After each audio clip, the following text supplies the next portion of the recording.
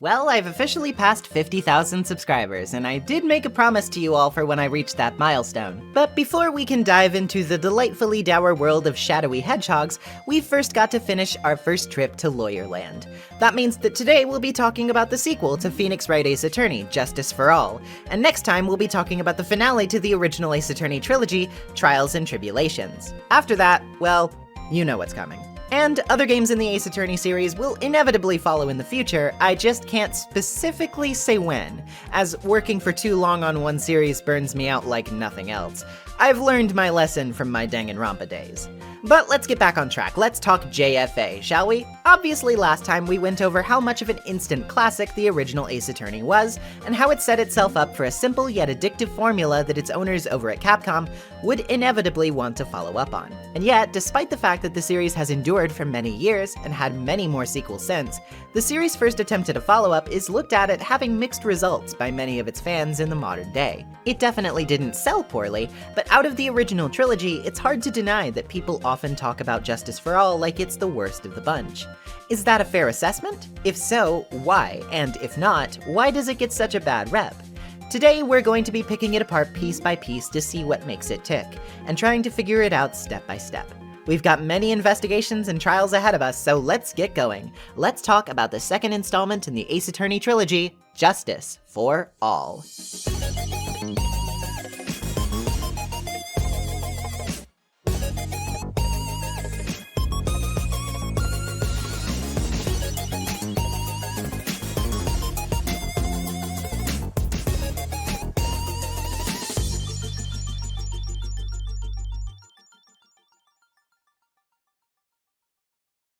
After a long and hard development process, most people would want to get away for a while. And that's exactly what Ace Attorney series creator Shu Takumi did. After the successes of conceptualizing, writing, and releasing a game with such a small team in a short amount of time, and even almost losing it all multiple times, I can't say I'd blame the guy for needing a little R&R. However, the chugging machine of the game industry waits for no one, and when Takumi returned home, he was shocked to hear the news from his employers over at Capcom. Not only had a sequel been greenlit, but his boss, Shinji Mikami, suggested that he even make a trilogy of games, meaning that he had yet another looming over the horizon. Development for Justice for All began as soon as Takumi returned home, with producer Atsushi Inaba telling him that he had 3.5 months to write the game's entire script, which Capcom wanted to be 5 episodes, as opposed to the original game's 4. Considering that it took Takumi about a month or more to write each of the original game's episodes, he obviously thought that this was an intimidating task, and on top of that, he felt fresh out of ideas, as he had put every idea he had into the first game, thinking it was the only chance he'd get to make something like it. But Takumi buckled down anyway, giving himself a schedule where he would take half a month to write each episode. Due to GBA memory constraints, the planned 5 episodes had to be shaved down to 4 after all, which left 1 episode on the cutting room floor, which we'll talk a bit more about in the third installment. During the writing process, Takumi would even occasionally drink whiskey to get through it all, which he tried to hide, but everyone kinda noticed it anyway. Draft notes, which were revealed later on in 2017, would show that Takumi was even trying to brainstorm for these potential episode ideas as far back as the summer of 2001, before the first game was even released. Takumi also ran into a few hurdles when it came to developing the game's story. For starters, Inaba told him that the investigations should have a new gameplay mechanic to spice up the proceedings, which Takumi still wanted to keep relatively simple and accessible. This led to the creation of the Magatama mechanic, which we'll talk a little bit more about later. He also wasn't quite sure what to do about the character of Miles Edgeworth, considering he had become so popular. Originally, Takumi was going to include him in all of the game's episodes, but became convinced later that retaining Edgeworth as the main rival character would devalue him, as he was initially supposed to be intimidating. But if he continued to lose throughout every new case of the sequel, it would make him appear weak. To avoid this problem, Takumi would rewrite everything, including Edgeworth, after finishing the scripts, to create a new prosecutor to serve as the rival for the second game. And speaking of things we'll get into later, we'll have plenty to say about her. On top of all of his other obligations, Takumi would also draw storyboards for the opening sequence of each episode in the game, with the first, that features a giant nightmare judge, originally featuring a cartoon demon instead, as by his own admission, Takumi was playing and really enjoying the first Devil May Cry game at the time. What the hell is this? Finally, after an arduous and straining development cycle, Gyakuten Saiban 2 was released in Japan on Game Boy Advance on October 18, 2002. The DS port would follow in October of 2006, and would release in America as Phoenix Wright Ace Attorney Justice for All on January 16th of 2007. A port to PC would follow in 2008, and a WiiWare port was released in 2010. And of course, it would be included with the Ace Attorney trilogy for iOS, Android, Nintendo 3DS, Nintendo Switch, PlayStation 4, PC, and Xbox One. Justice for All received pretty favorable scores from gaming press, with many American outlets praising its apparently better pacing. I wonder how they would have reacted had Rise from the Ashes not been part of our first Ace Attorney release. Many, however, did also see the sequel as a step back in terms of overall narrative quality, with complaints ranging from repetitive dialogue, not liking the new rival prosecutor, or finding the need for specific evidence to be presented in certain situations, resulting in a lot of guesswork for the player.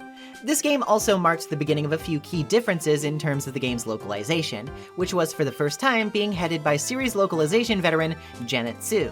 In the prior game, Japanese cultural elements were toned down considerably by Takumi as an intentional choice for if the games were to be localized. However, since Mikami had told him at the time that no overseas versions were being planned, Takumi did not worry about restricting himself like this with the settings or puzzles going forward, meaning that there are much more notably Japanese influences in both areas, starting in this game. In an attempt to reconcile this with the previous game's decision to set its localization in Los Angeles, Su would canonically justify these non-Western elements, such as Kurine Village and the Fae Clan, by envisioning the localization as taking place in a world where the California Alien Land Law of 1913 was never passed, meaning that it is an alternate history where Japanese immigrants could own land in California, and thus their culture became more intertwined with our own. This setting, affectionately dubbed Japanifornia by many fans, was relegated to mostly supplementary headcanon for a while, but has become more and more official within the English versions of the Ace Attorney games ever since. Although, of course, the Japanese releases of these games still just take place in Japan. This game would also mark a shift in the person composing the music, this time being Naoto Tanaka under the pseudonym of Akemi Kimura. A lot of people don't like this game's soundtrack as much as the firsts, but I honestly think it's pretty underrated, though I'll save talk about my favorite tracks for later. Shortly after completing the first game in the series as a kid, I jumped instantly to Justice for All, and to be honest, I think I liked it a little more than the first game at the time. Do I still feel the same way now? Well, I suppose there's only one way to find out, isn't there? I should clarify firstly before we begin though that I will be maintaining the use of the HD trilogy footage in this retrospective for now. Some people did ask me to use the DS graphics, and I sympathize with these people really because I too think it looks way better. However, I did receive some feedback from the opposite camp who find the HD port a bit less eye-straining for long stretches, and for those people I'd like to keep the videos accessible. There are certain specific exceptions to this rule that I will be making going forward, more so in the next video than in this one, but be on the lookout for them, and if you aren't super fond of the HD port's aesthetic, I understand you, truly. Just try to grin and bear it for now. Sorry. Anyway, with all of that delicious development context out of the way, I think it's high time we get to court, isn't it? So let's hop into Justice for All. Come on, lower your head a little. A Maggie kick should be all you need. No, I think I'll pass on this one. Try and my whip will accommodate. You worked with Mystic Maya? You're Mr. Nick, right? Looks like you've made a name for yourself, Phoenix. A pure heart that knows naught of the evils in this world is a powerful thing, you would say. I'm going to serve you a slice of humble pie. I hope you enjoy it. You had the goal to say to me, you're one of those funny types, right? What does he mean, one of those? He was the only one heading that way. How could that punk not be the killer? Don't think I'm going to walk in your shadow forever. They're quite a pair of hideous monsters, aren't they? Here I was trying to be a good boy for you, dude. What's not right here is your eyesight and memory, amongst other things. To the gentleman who spoke just now, excuse me, but would you care to die? Revenge. That word again. Erasing the paradoxes one by one. It's never easy. We claw and scratch for every inch. But we will always eventually reach that one single truth. This, I promise you.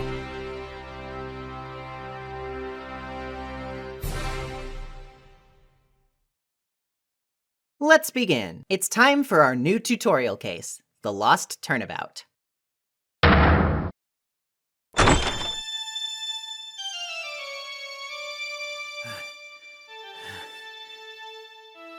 How did I get into this mess? That's far enough! You can't run forever, Mr. Phoenix Wright!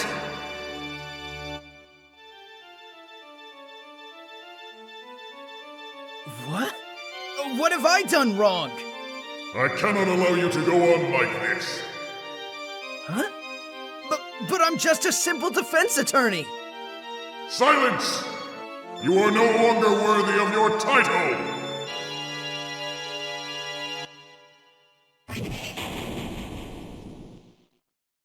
Phoenix awakens from his strange nightmare in the courtroom lobby just before a trial.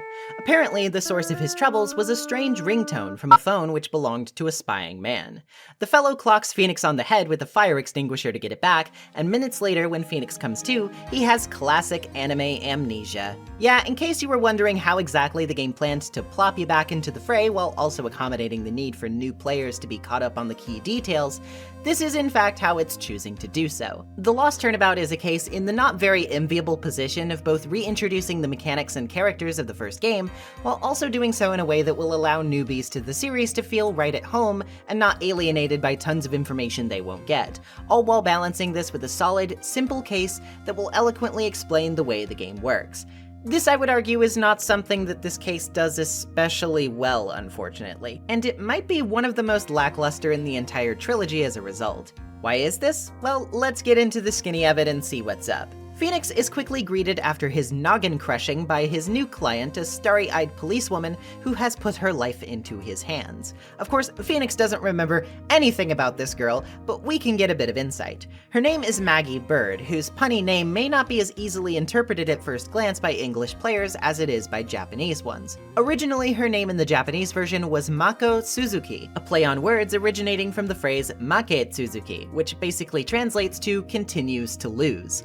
This refers to the fact that poor old Maggie here has constantly bad luck and will often find herself in terrible situations, this just being the latest one. Her English name tries to replicate this by referencing the magpie bird, a bird said to bring bad luck.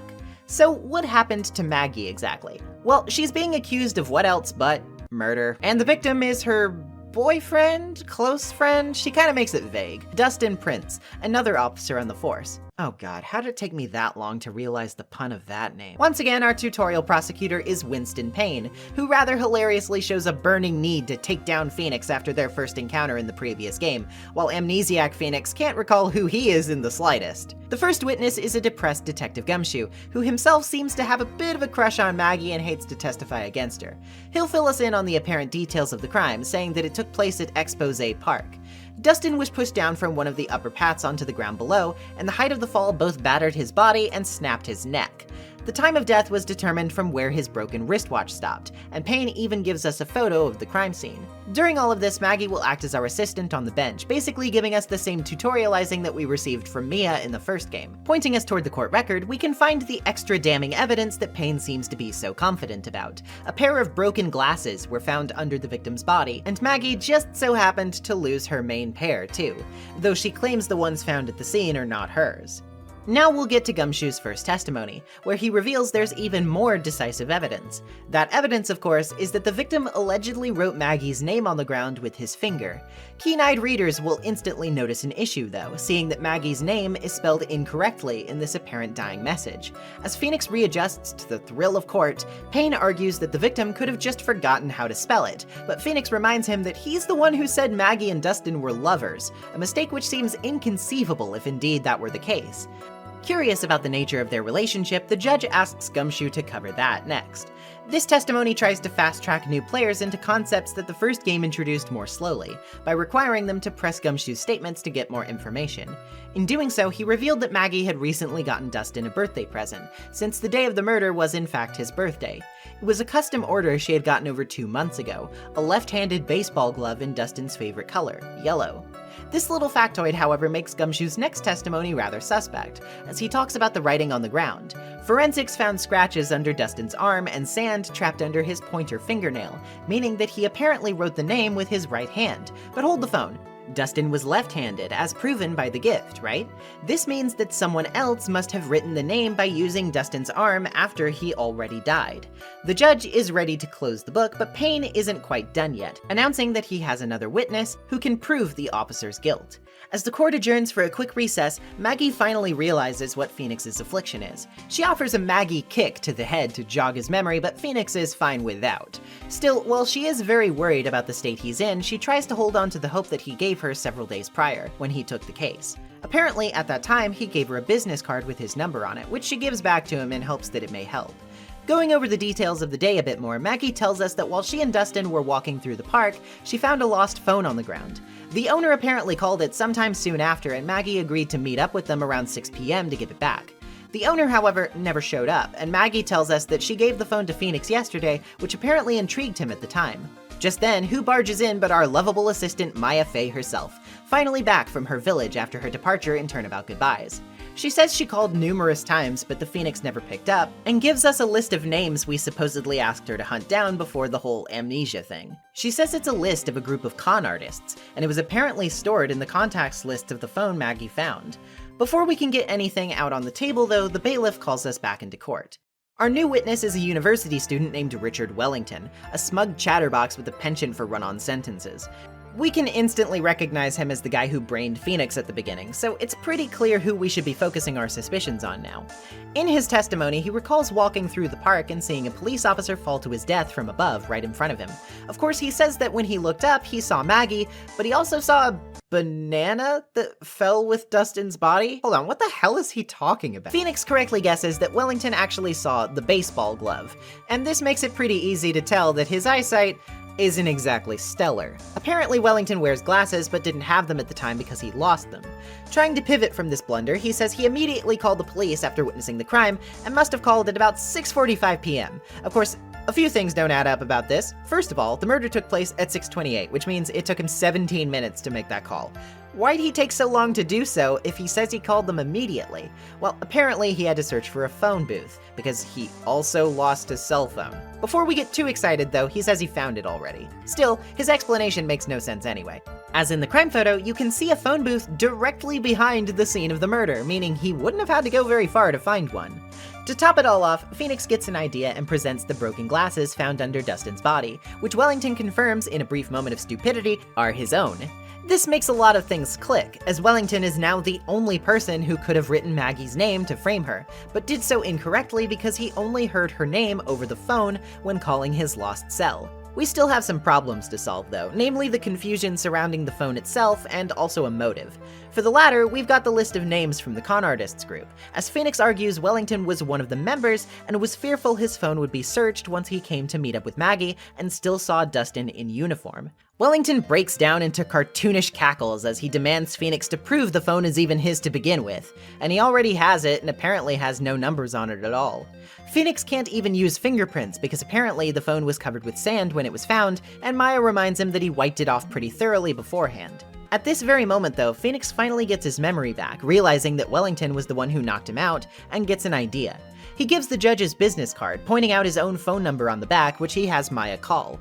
All of a sudden, Phoenix's phone begins to ring, but it's not on his person. Obviously, it's on Wellington's, as it becomes clear that in his haste to retrieve his phone, he took the wrong one by accident. Out of explanations, Wellington chokes himself purple with his scarf until he passes out, and Maggie is declared not guilty. Still somewhat depressed by everything that's transpired, Maggie vows to start a new lease on life and escape from her recurring misfortune. Meanwhile, Phoenix starts to finally remember all the lovable faces he knows. His chipper burger-loving assistant and spirit medium extraordinaire Maya Fey, Detective Gumshoe with his low salary and heart of gold, the judge with his befuddled innocence but stern belief in justice, and, this guy? He seems to think he knows us, but I don't know, can't quite recall that one. Maybe he's confused. Phoenix then gives us another whopping cliffhanger by clarifying that Maya has actually been back for about 2 months, but that said reunion was a whole other can of very unpleasant worms. And with that, the Lost Turnabout is officially over.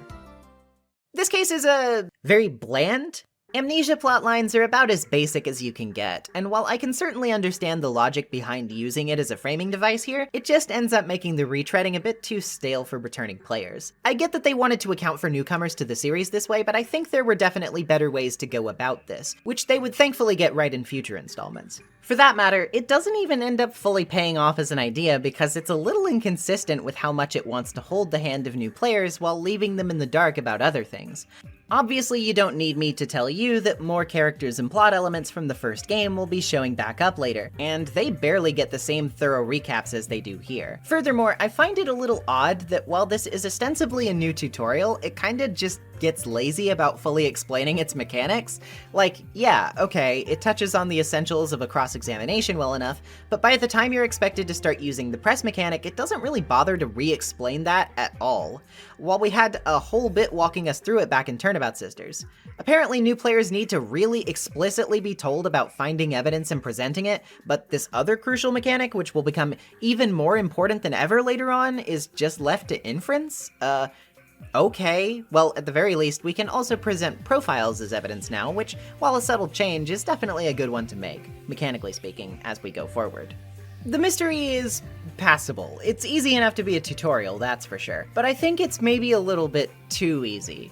A lot of the answers here are extremely obvious, and while I do think mistaking a baseball glove for a bunch of bananas is incredibly funny, it also just underlies the silliness of said difficulty. Like, yeah, there's practically no way you could miss this if you even think about it for 0.2 seconds. Even the first Turnabout had a bit more thought put into it, I think, so this one just feels really phoned in, which makes its nearly twice as long runtime when compared to the first Turnabout even more egregious.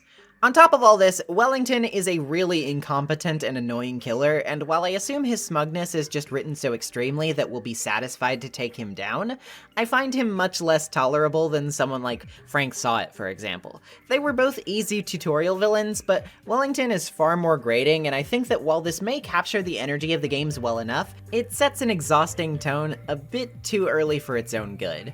At the very least, I think Maggie is a decent enough defendant, and while she definitely has a gimmick, I don't think it's too overblown to stop being somewhat charming. She definitely needs a change of profession, though. I don't think that luck's going to serve her very well in this one. But enough about all that, there really isn't much to say for this case. It's just kind of a necessary evil to get us to a better one. And oh boy, a better one is absolutely right around the corner. It's time to find out about how Maya Fey came blitzing back into our lives as we head into this game's second episode, Reunion and Turnabout.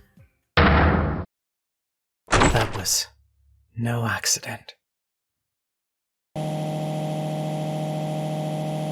was drugged with sleeping pills. I was murdered by that person.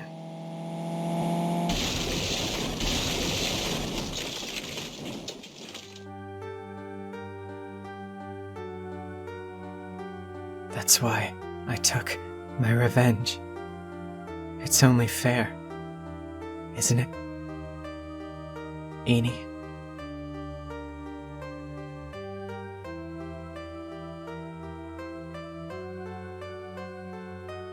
I finally get to see you again, and It's not your fault. You didn't do it. no, I did it. I killed that person. But that wasn't you. It doesn't matter. It might as well have been me.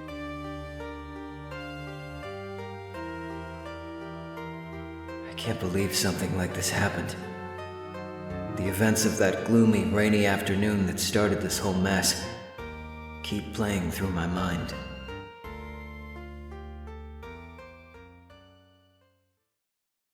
Oh boy, this case, I believe, is both one of the most narratively fundamental of the series, as well as severely underrated, and I'm raring to get into it, so let's not waste any time in doing so. The beginning of this whole thing is actually quite unusual when compared to previous cases. Here we are approached by a grumpy-looking client looking for some specific services, but not a defense from murder. Rather, this man, a surgeon named Turner Gray, is looking for assistance from Maya, who as of this point in time, Phoenix hasn't seen in about a year. Gray runs runs a surgical clinic where a malpractice incident resulted in the deaths of about 14 patients under his care, which he blames on a particular nurse who then died in a car crash a few weeks later, leaving him with both a terrible reputation and no way to prove to his potential patients that she was responsible. As the tabloids continue to drag his business down, Gray sought the help of a spirit medium who could conjure the nurse back from the dead to admit her guilt. But in asking for the help of Maya herself, he found that her condition was a visit from Phoenix, who agrees to go to Maya's home with Gray once he hears about this. Said village is a very traditional rural place known as Kurine Village, where many spirit mediums reside and their husbands work outside of it. Upon arriving, we bump into a little girl who's been playfully chased around by none other than Maya herself. She's up to date on the gossip surrounding Gray, and she's pretty curious about it. She also says the girl from earlier was her little cousin, Pearl Faye, who has immense spiritual power despite being so small. She's rather sheltered though, and her mother, Morgan Faye, who is Maya's aunt, is very protective of her, so she doesn't tend to speak to strangers too often, if ever. Inside the Faye Manor, we run into Gray again, who says that he plans to have the nurse write a confession about the incident, claiming responsibility for it once she's channeled. He also tells us that he found out about all this from a college student he's acquainted with, and that Maya is who he went to because she's the daughter of the master. In the channeling chamber, we meet the previously mentioned aunt of Maya, Morgan, a very regal, refined woman who's always drinking some tea. Originally, she's known as Kimiko Ayasato, with Kimiko being derived from shaman queen Himiko.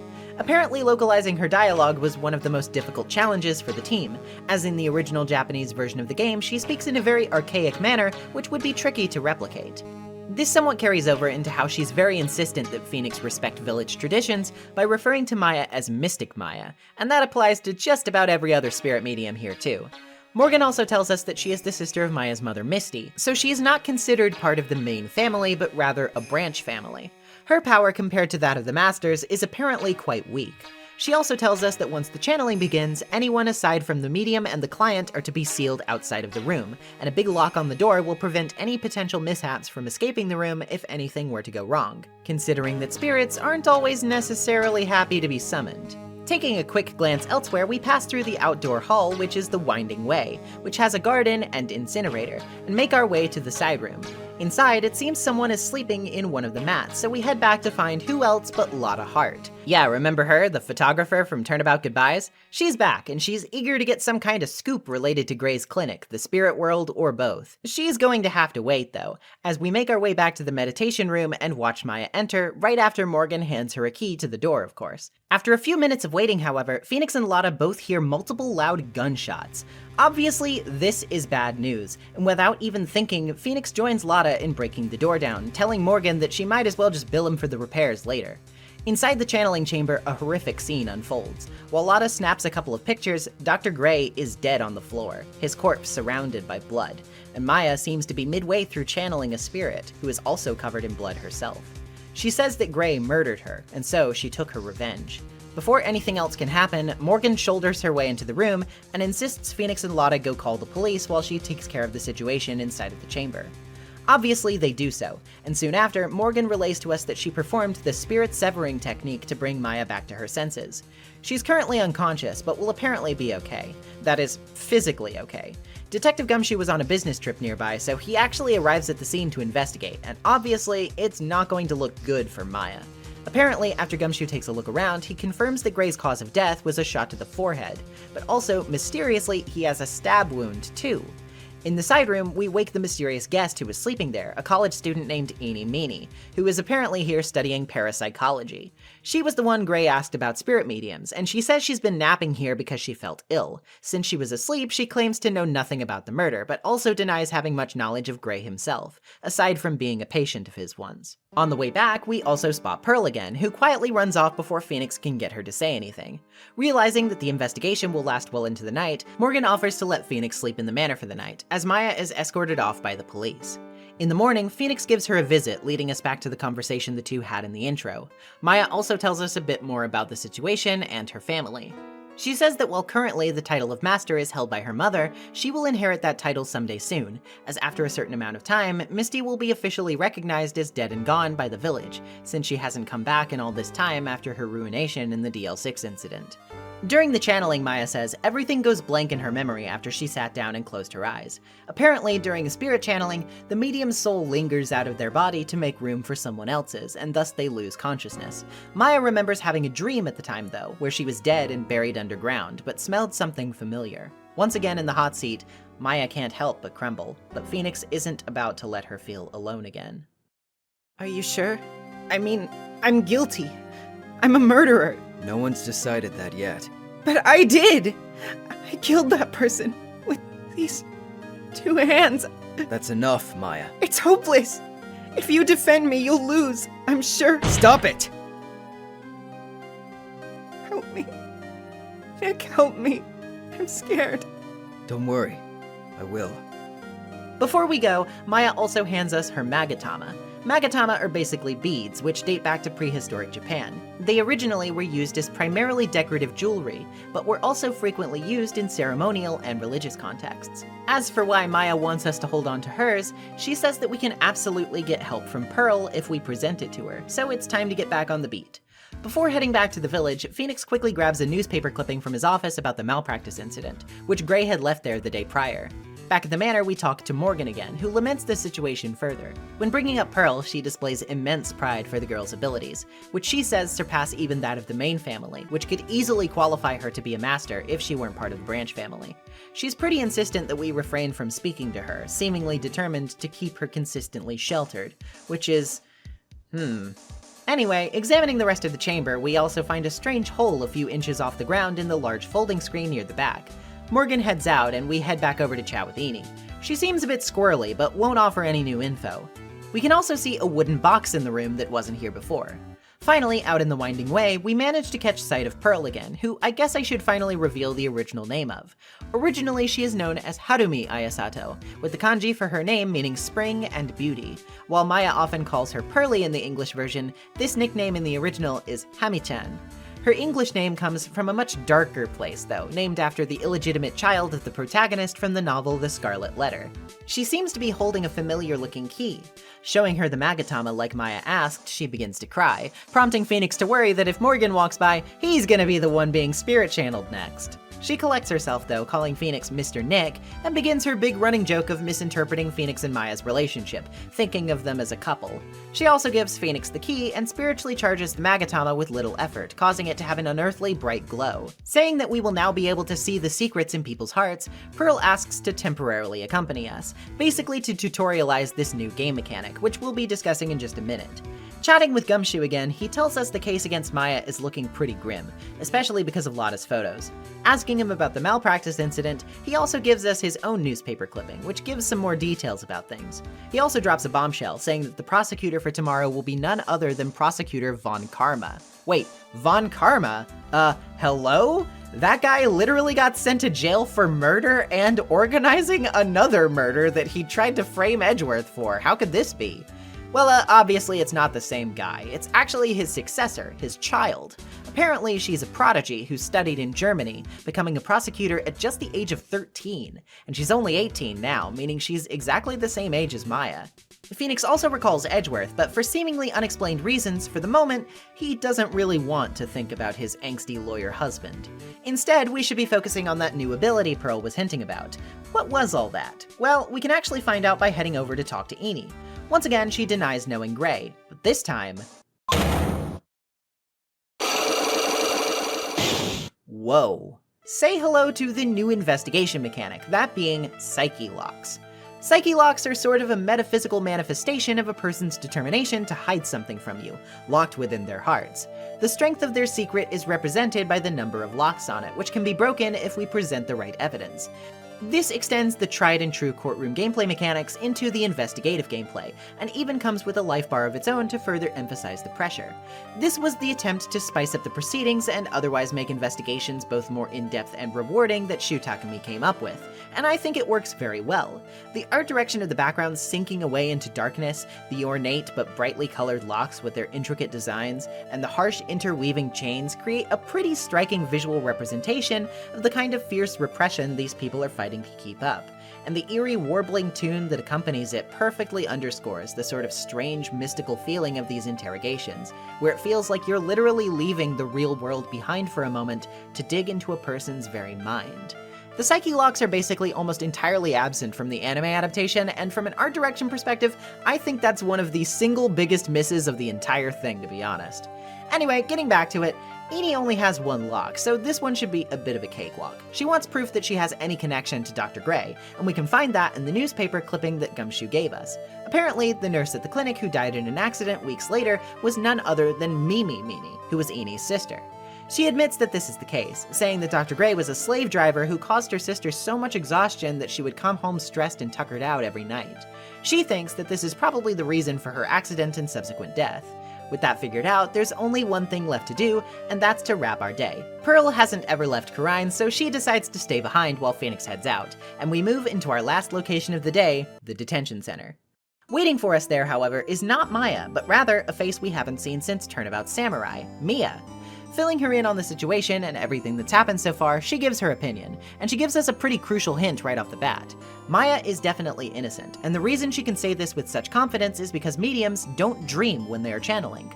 Because of the soul stepping aside, this is an actual impossibility, meaning that she must have actually been asleep, and that points to a setup. She also tells us that we have the key to the case already in our possession, hinting toward the key Phoenix saw Pearl carrying. The only hint she has is that we have the key, but in all honesty, we shouldn't. The fact that we do is in itself very important.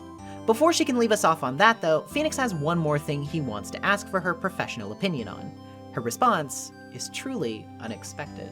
At the time, I didn't know. But this day was going to end with a turn for the surprising.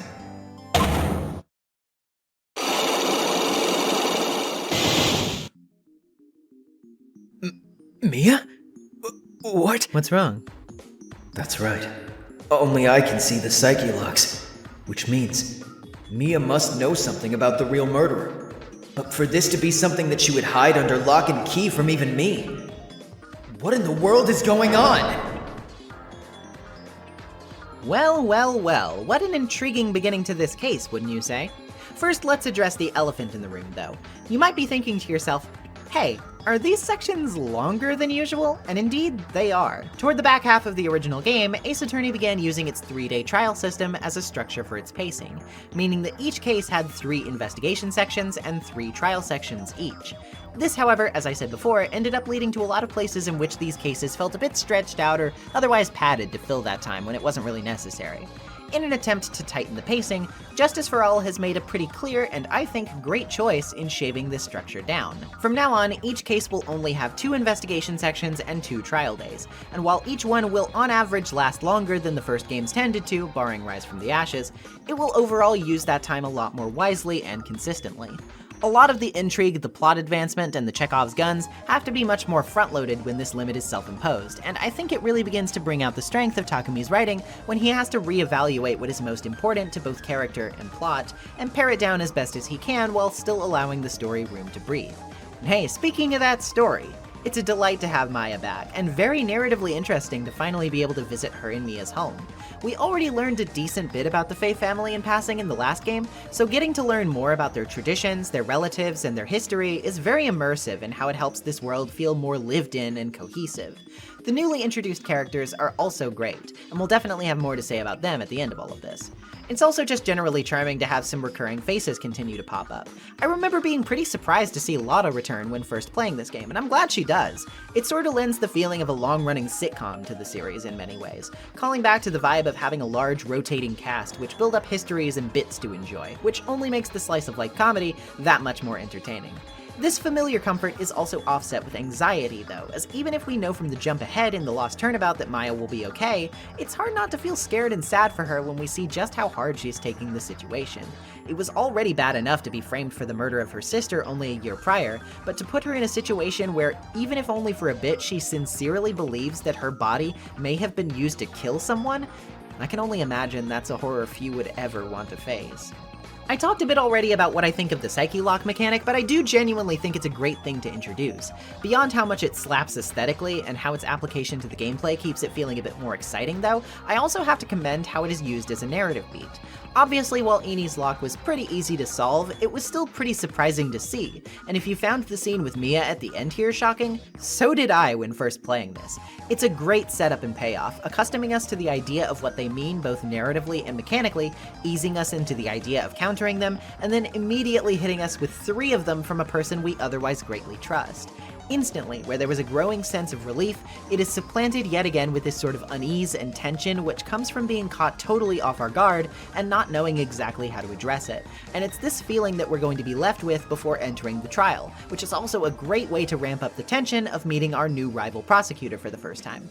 As you may suspect, Psyche Lock reveals are going to be used liberally and masterfully from this point forward to hit on several key narrative purposes, simultaneously heralding shocking reveals by their own nature as a representation of secrets being kept, while also acting as something of signifiers for the player's current progress in an investigation, and a measurement of their skills outside of the courtroom. And finally, to tie all of this up into a bow, setting this reunion against the backdrop of an already intriguing scenario, that being the unreliable accounts of Dr. Gray and the incidents that took place at his clinic, does wonders to make these threads more complex and interweaving them. This could have very easily just been another sort of lore dump chapter about Khura'in where a banal incident took place within it, but in dragging players in from the outside, it injects some duality into it all, and also allows us to learn more naturally about the village and its people alongside the multiple characters who are doing the same thing, and some suffering for their lack of understanding, which also gets us thinking about how these more fantastical concepts could be made part of an otherwise traditional murder mystery. In this way, it's basically inserting supernatural elements into the regular mystery framework, yet it does so in a way that cleverly avoids jumping the shark the whole time, grounded by both its clever balancing act of these two worlds and the emotion and personal histories contained within its characters. And that drama is only going to continue to escalate as we head into our first trial day. Apparently Pearl came all the way here on foot because she doesn't know what a train is. Oof. Ouch. Maya tries to tell her a bit about Phoenix's history with prosecutors of days past, but again, he seems strangely averse to the topic of Edgeworth and basically commands her not to talk about him. Moving into court, we're finally introduced to the prodigious daughter of Manfred von Karma, Franziska von Karma. Originally, she is known as May Karuma, with May meaning dark, gloomy, or night.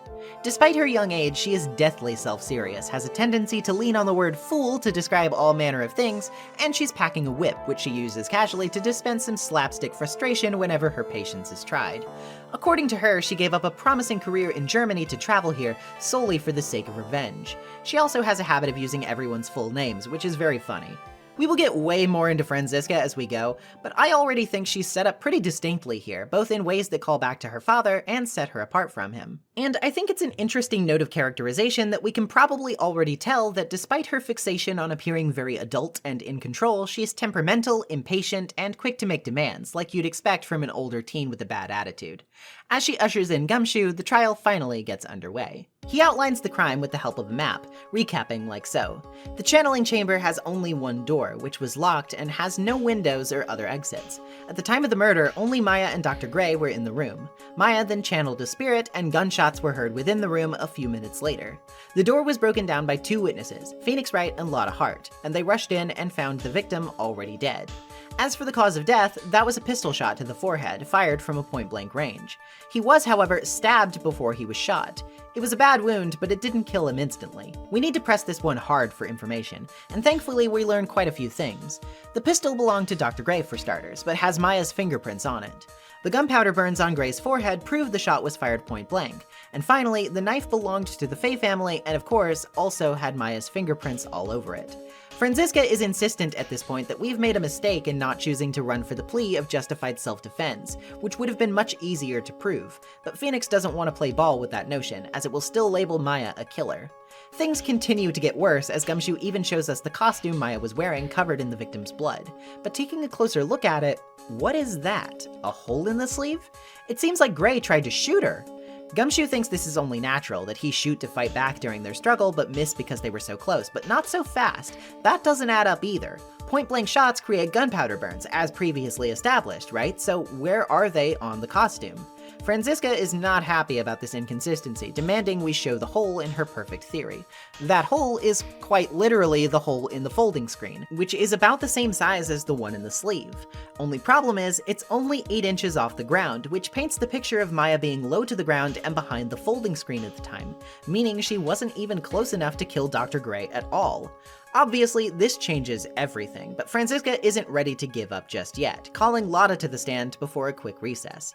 Out in the lobby, Pearl congratulates us on using our lawyer powers to trick people into believing us. Like I said, sheltered. And Maya says that if we get the death sentence, Pearl's going to channel her so that she can haunt you. Fun stuff. I love a bit of gallows humor. But now it's time for Lotta's testimony. Has she gotten any better at not jumping the gun? No. She basically starts with what we already know though, saying that she saw Maya waving a gun around and that no one else that wasn't in the room before could be seen. She also presents a photo that looks to be Maya holding a gun over Gray's body with her face obscured. Phoenix asks if anybody could have been hiding behind the folding screen, but she reckons not. It doesn't really seem like a case can be made against her, but Mia shows up in the nick of time being channeled by Pearl. Oh god, Mia, if Maya's clothes on you weren't revealing enough, this is just awkward. She reminds us though that Lotta took 2 shots, and that she hasn't brought the second one up yet.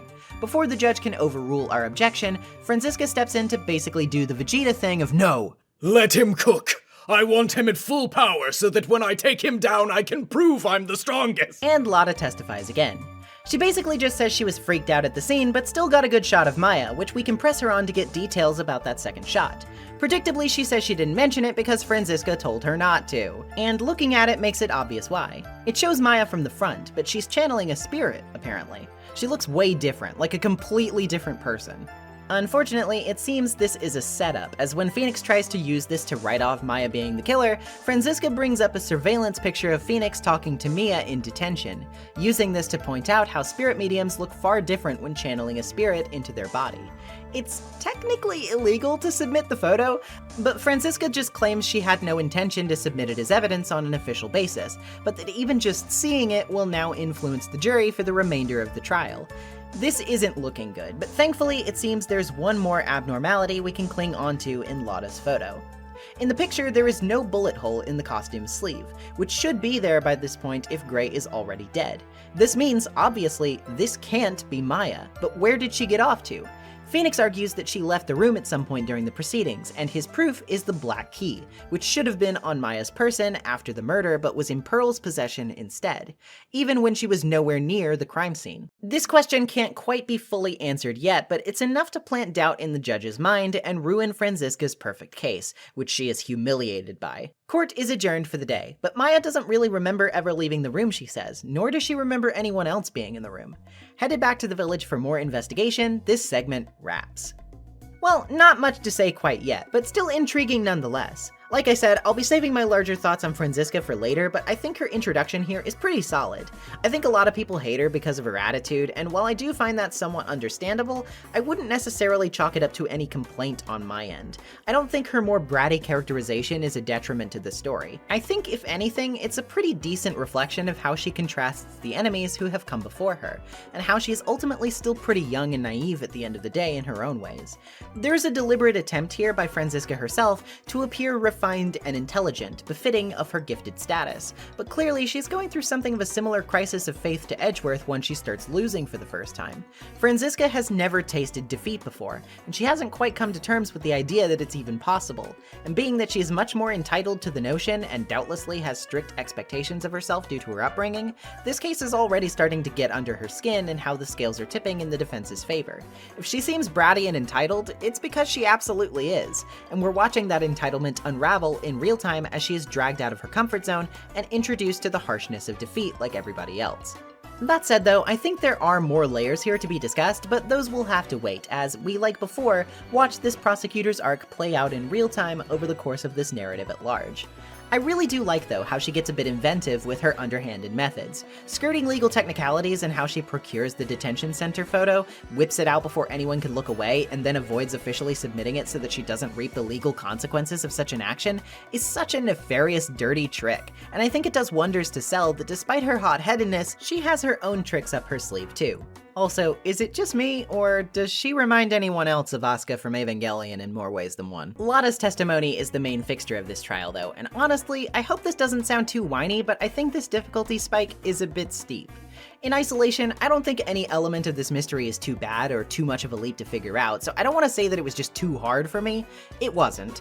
That said though, coming off the heels of the Lost Turnabout, it's like the biggest whiplash imaginable to go from a trial which is nearly asleep at the wheel easy to one which is a lot more technical and really requires thinking carefully about the evidence you're given, especially if you were playing this in its original format on GBA or DS, where the pictures are that much smaller.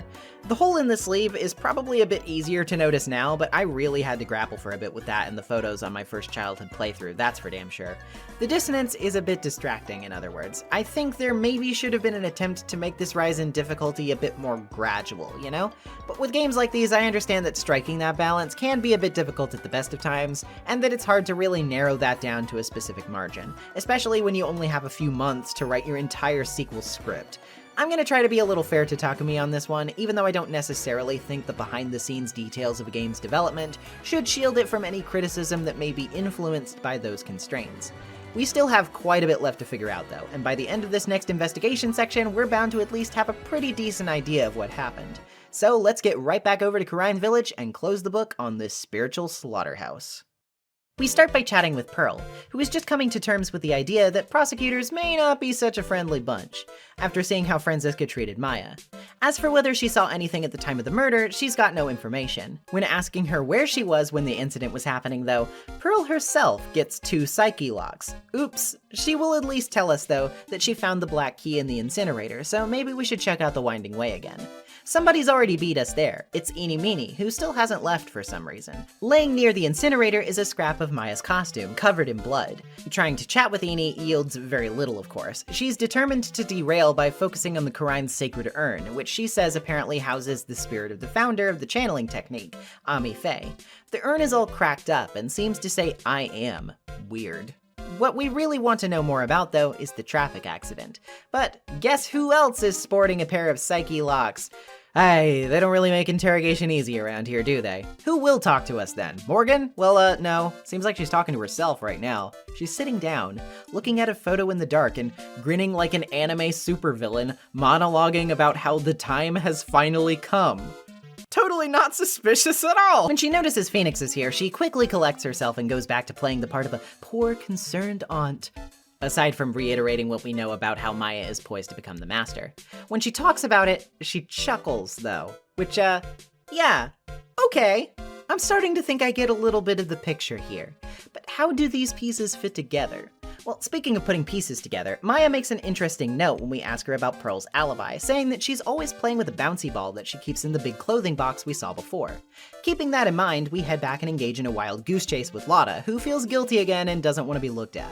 We find her hiding in the clothing box in the side room, which gives us a decent idea of how spacious said box is. Mysteriously, said box also has a small hole in it, several inches off the ground. The aforementioned ball is also nearby. Confronting Pearl, it's time we finally break those locks. Was she playing with her ball during the murder? That she was, but it seems like something must have happened while she was doing that. Something she doesn't want people to know. Well, what bad thing could have happened involving a ball? Maybe something that would lead to the sacred urn being cracked all over? Especially since it seems to say I am instead of Ami, meaning it was put back together wrong.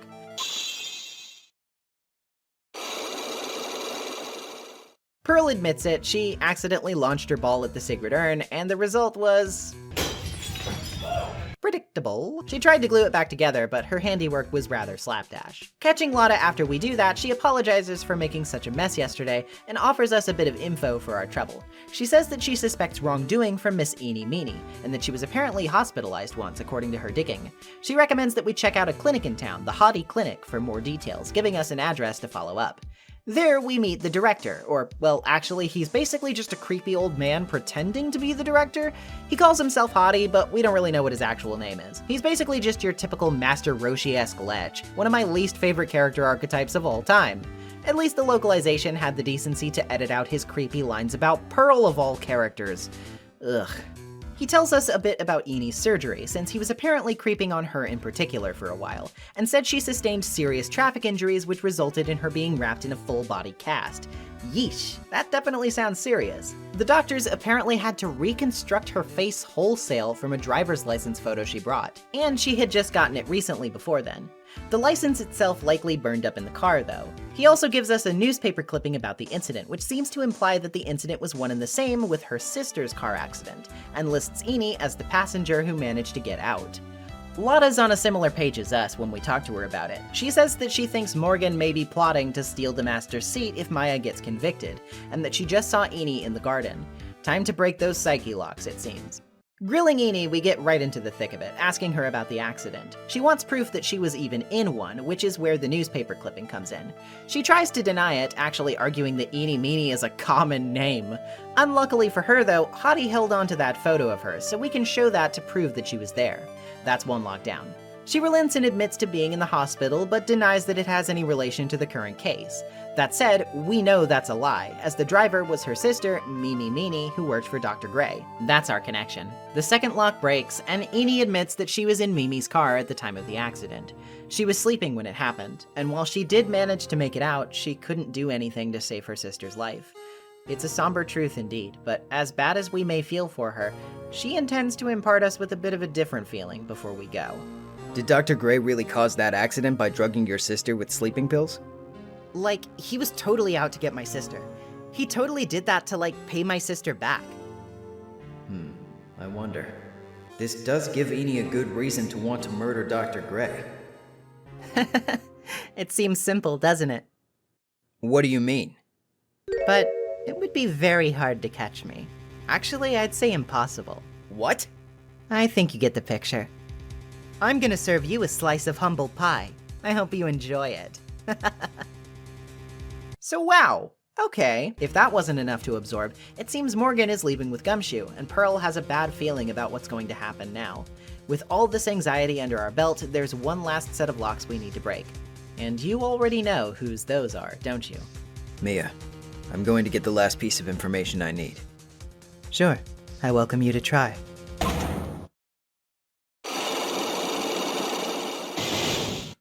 Phoenix thinks Mia is protecting someone, since these locks appeared when he initially asked if she knew anything about the murderer. She asks who she'd be protecting, and obviously, that's Morgan, one lock down. However, Morgan definitely has an alibi for the time of the murder, so what was she doing? That cloth scrap can answer that. She changed Maya's clothes when they were alone in the manor, when Phoenix went to call the police with Lotta. Then, she attempted to burn them. As for proof that this scrap is from Maya's costume, that would be the black key, which was on Maya's person, but was found later by Pearl in the incinerator, 2 locks down. Again, Mia reminds us of Morgan's alibi, and furthermore asks us why she would have a motive to kill Dr. Gray. This comes down to Eenie Meenie, who Phoenix argues is in cahoots with Morgan, and definitely has a motive of her own. All locks are broken. And Mia raises a concern I think we're all cognizant of by now, that Morgan may be collaborating with Eni because of Mia and Maya's mother and her sister, Misty Faye. Why is that? Well, we'll get into the thick of that in a bit. We have everything we need now. Now we just need to prep for court. Less to say about this day. It's mostly just putting the pieces together of the stuff we've already been talking about. It comes as very little surprise to me that the suspicious airheaded interloper is behind the murder, but there's definitely quite a bit of nuance to her story already. Obviously, if she's the murderer, that's still bad, but from everything we know of Dr. Gray's winning personality and the fallout that resulted from Mimi's car accident, it's easy to assume that those feelings would reach a boiling point given the potential.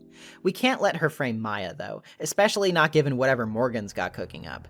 The Faye family was already decently intriguing in terms of its drama in the last game in my opinion, but spinning a web of inter-family politics, grievances, and revenge, that is juicy content and I'm all here for it. I love me a good story about generational trauma, and good god is it really doing some legwork here already, especially when contrasted against the victims of said trauma right now, Maya being the most obvious, and Pearl by extension too, for reasons we'll dip more into in a bit. And hell, even if she's dead, obviously Mia is taking this pretty hard too, given that she wouldn't even tell us without breaking some psyche locks first. It's not hard to see why, either. Morgan is her aunt too, after all. Both she and Maya probably have tons of memories surrounding her, and they both seem to pretty earnestly love her. One can only imagine the horror that must dawn on you when you realize that someone who's been in your life since you were a child, someone who you've always trusted and cared for, is trying to sabotage you for their own ends. It's a bitter pill to swallow.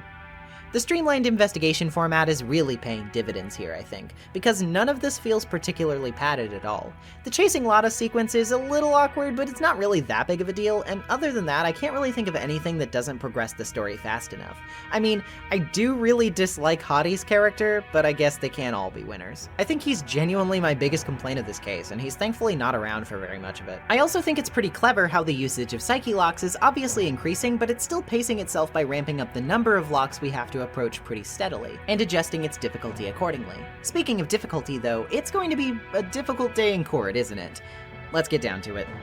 We start with Maya lamenting that Franziska is so much more mature than her, despite the fact that they're the same age. Pearl is in higher spirits, insisting that Morgan is here to cheer us on, but Phoenix asks her to channel Mia for help, just in case. She's a bit reluctant because she wants to watch the proceedings herself, but she acquiesces. When she goes off to do so, Phoenix quietly claims that he's glad she didn't put up much of a fight, as he doesn't want her to see what's going to happen next. This is genuinely pretty sweet, actually. Deeply tragic, don't get me wrong, but Phoenix thinking ahead and calling for Mia's help not just because he needs backup, but because this way, Pearl won't have to inevitably watch her own mother spout horrible lies and then be exposed for her own crimes against Maya. It's very compassionate of him. That's really good characterization, and a genuinely good excuse to have Mia involved in the proceedings, as opposed to another "please help me turn over a piece of paper" incident. Anywho, Franziska's hyped and ready to go. Apparently this case is being broadcast worldwide, and she's ready to ruin our whole career live on camera because she's just so extra. Morgan is up to testify first, and her account is quite a bit different than what she said before. She says she previously was protecting Maya's image, but will now reveal the truth, which is apparently that when she tried to wrangle her while Phoenix and Lotta were gone, Maya shoved her away, chopped the back of her neck, and she passed out. Pressing her does little to put a dent in her testimony, as all of her reasoning is very selfless sounding and the judge buys it hook, line, and sinker.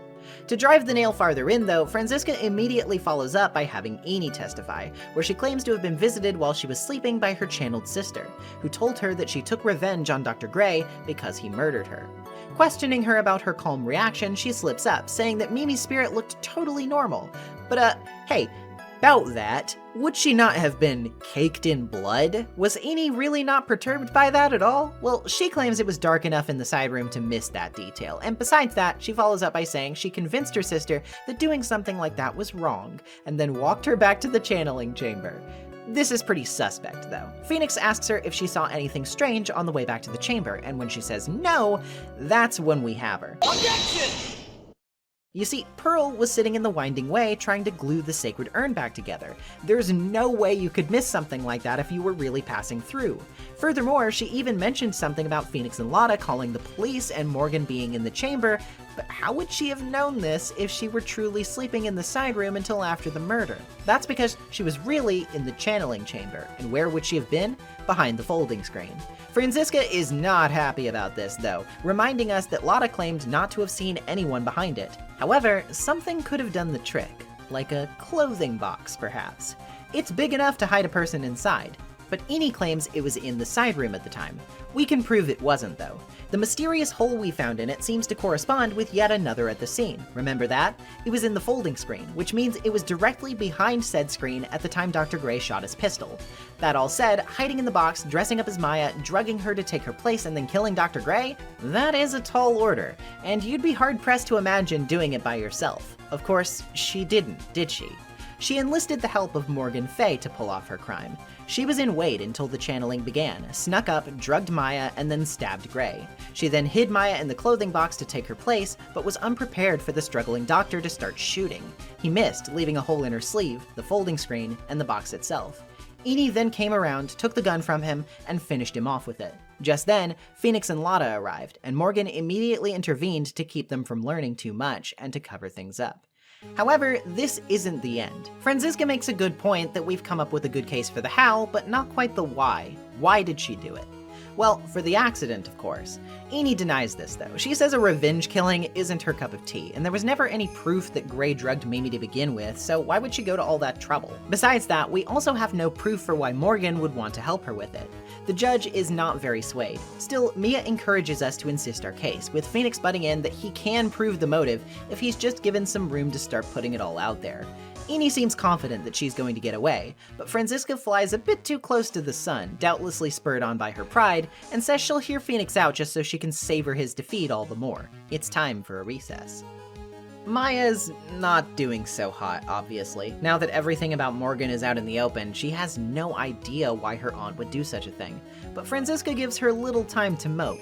She swings by to mock us, and Phoenix takes the high ground of saying, "Whatever, your dad's still on death row, lol," which thoroughly convinces her to stop talking to you and just get back to trading blows over the case instead. Yeah, you better walk away. Anyway, to prove Eni's motive, we need details about the accident, so the judge has her testify about it. The details are about as we know them, but Phoenix presses. If Mimi was so exhausted, she could have switched places with her sister, right? Eni argues that she didn't have her license at the time, but hold the phone, we know that's not true. The license photo isn't quite enough, though, because there's no proof of her getting the license itself. She then says that even if she did have one, Mimi wouldn't have let her drive. But why is this? Well, apparently, Mimi was a big car fan and had gotten a new cool sports car from the UK. She was obviously protective of it and wouldn't have let Eni drive it because of that. But hang on, that's weird. She says she was on the passenger side, and the newspaper clipping has her quoted as saying she escaped from the right side of the car. If it's a British car, though, the driver's seat would be on the right side, right? Left? Okay, hold on, I'm getting tongue-tied. Point is, she's saying she was the passenger, but she was on the driver's side. Was she really just tagging along? Let's ask a better question, though. Who is the woman on the stand right now? Well, how about Mimi? Sure, she doesn't look anything like Mimi, but she apparently didn't look much like anyone until she had her surgery. And whose photo did she give to the doctors to help reconstruct her face? That's right, Eni's photo. And thus, it all comes down to this. What would her motive be? Well, Gray learned about the occult from Eni and got his idea to channel Mimi's spirit to absolve himself of the malpractice incident, right? But what would have happened if Maya really tried to channel the spirit of Mimi when the woman herself was still alive? It would have exposed that she'd faked her own death and taken her sister's face to escape from it all. With that in mind, Dr. Gray signed his own death warrant the moment he confided his idea in who he thought was someone else. Dr. Gray was right. The mistake was caused by the nurse. A nurse by the name of Mimi. That's right, the person standing before us today. And a few weeks after this mishap, Mimi had a car accident in which she lost her younger sister. The timing couldn't have been worse. 14 patients dying in that incident, and her own sister's life extinguished. It was all too much to bear. I found a way for myself to escape it all. The only way. She lost everything in the flames of that accident. Her sister, and even her own face. This was her last chance. Her chance to throw away her past and start a new life as her sister. Unbelievable. A plan beyond my wildest imagination. That jerk. If only he hadn't thought of that channeling mumbo-jumbo. Mumbo-jumbo? Becoming Eni has been the most horrible experience in the world. Spirit channeling? The occult? I hate it! I hate it all!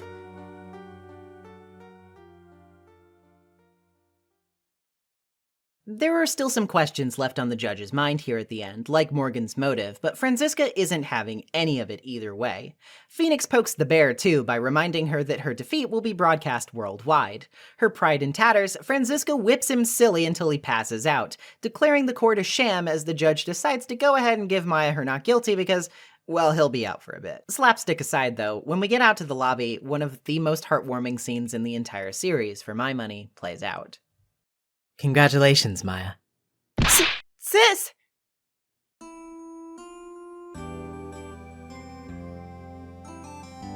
It's good to see you, Maya. How are you doing? Sis! I didn't kill anyone, did I? No, you didn't. It was all just a dream. A really bad dream. You know, sis, In my dream, I smelled a really familiar scent. A familiar scent? I was inside that clothing box, right? That box. That was the box you used to store your clothes in a long time ago. That's right. After another happy reunion well earned, Maya still has one last question for us. Why did Morgan help Mimi anyway? The real reason? It was Pearl. Morgan wanted Maya to be hauled off to jail so that she would lose any right to inherit the position of Master of Khura'in. The next person in line would have had to come from the Branch family then, and since Morgan's power is so weak, it would obviously end up going to her prodigy of a daughter instead. Morgan's not going to be getting any of that though, as she's been taken to jail for being an accomplice to murder. While there, she laments to herself that she sacrificed everything for Pearl's sake, insulting Mimi, Franziska, and Maya alike, before closing the episode with a chilling promise that she will wait patiently for a chance to present itself. Your time, she says, will come.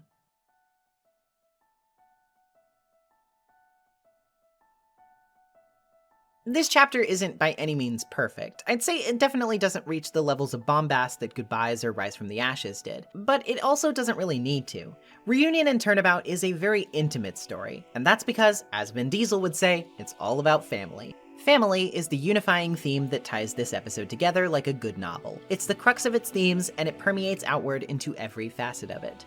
For starters, this is the first time we see Khura'in, home to the entire Fae lineage, which is deeply rooted in the history of Mia and Maya's family, and several of the new characters we meet are a part of that family. We learn even more about them, the struggles they go through, and the complications that arise from that. Hell, we even get to peek behind the curtain at the uglier sides of all of this, with both Morgan's derision of Maya and idolization of Pearl as her last chance for significance, as well as the kind of desperate confusion felt both by Maya and Mia, searching their minds, trying to find the signs and coming up short. They just can't imagine why someone in their family, who they love and trust, would want to hurt them this way. The murderer in this case herself is inescapably tied to the memory of her own sister's death, having to quite literally stare at the face of a corpse every day, reminded of the family she no longer has. That loss was too much for her to bear, and was a crucial part of why she did what she did. And even with our new prosecutor, family is a prominent cornerstone of her introduction. She comes pre-packaged with a legacy to live up to and a creed to strictly follow. Her father fell before us, and, at least for now, it seems like she's here to finish what he started. Manfred von Karma may be gone, but his footsteps echo loudly, and usher his child up to the plate he once occupied in his place. Franziska may not seem all that mature enough to really fill her role, especially with how she reacts to losing, but it's no surprise that kind of perfectionism is a product of a mindset she was encouraged to believe as viciously as she does. But it's not all generational trauma and evil aunts around here. This cruelty and loss is also beautifully contrasted with genuine familial love. Pearl is a completely blameless bystander in all of this, who genuinely loves her mother and her cousin to pieces, and you can tell that Maya feels the same way about her. Their interactions are absolutely adorable, and it makes me wonder if their dynamic was anything like how Mia's would have been with Maya when she was that age. And of course, God, do I even need to say it? It is extremely emotionally cathartic to see Maya finally reunite with Mia after all this time. And even after every traumatic thing she's been through, it's this familial connection which has both hurt and strengthened her that allows her to pick herself back up.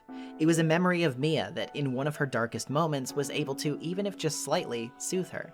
I think that's ultimately what this episode is all about. Your family can be a source of pain, regret, and trauma. It can also be a source of immense personal strength, love, and kindness. We can't always choose which we'll end up with, and sometimes, confusingly enough, we'll be put through both, and have to sort out the pieces ourselves. But we can glue them back together, and we can bring ourselves together too. There doesn't always have to be a blood tie for a family to come about. You just have to be there for each other, through trial and tribulation. This case is a much-needed improvement over the first. The difficulty spike is a little much at times, and the less I say about Hottie, the better, but I think I've done my time when it comes to explaining why I think this case is at the heart of this trilogy, and trust me when I say, it's only going to become more relevant with time. Mimi was a pretty decent villain, and I genuinely find her motive pretty sympathetic despite it all. It's just nuanced enough to see where she's coming from, even if you can't agree with her actions. Her ditzy personality housing a more sinister and confident side makes me feel like she's basically like if you took April May from the first game and made her, a good and interesting character. So hey, better late than never, guys. Morgan is a very intriguing villain too, considering the depth she's adding already to the established lore status quo.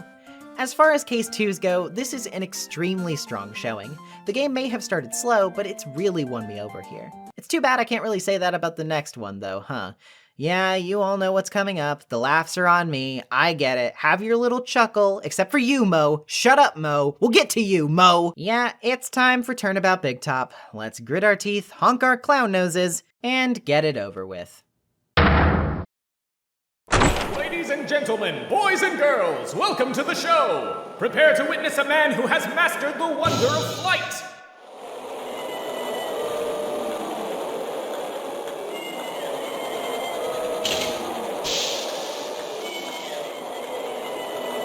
The world's greatest magician! The one, the only, Maximilian Galactica!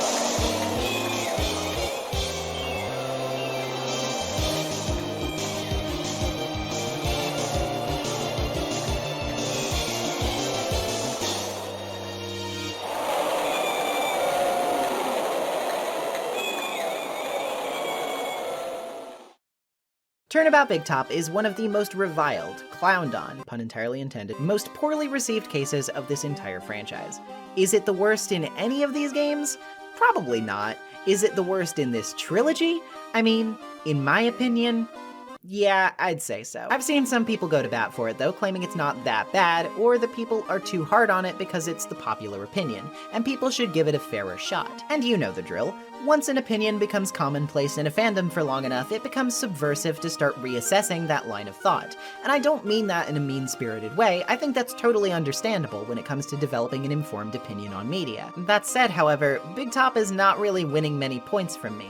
I'll try my best to be fair with it and give it its dues when I think it earns them, but bear with me if you like this case, because until the end of this episode discussion, where I plan to take a look at a certain something by contrast, I'm not gonna be super charitable. This one's a big old anchor tied around this game's ankle, and I intend to explain why I think that's the case.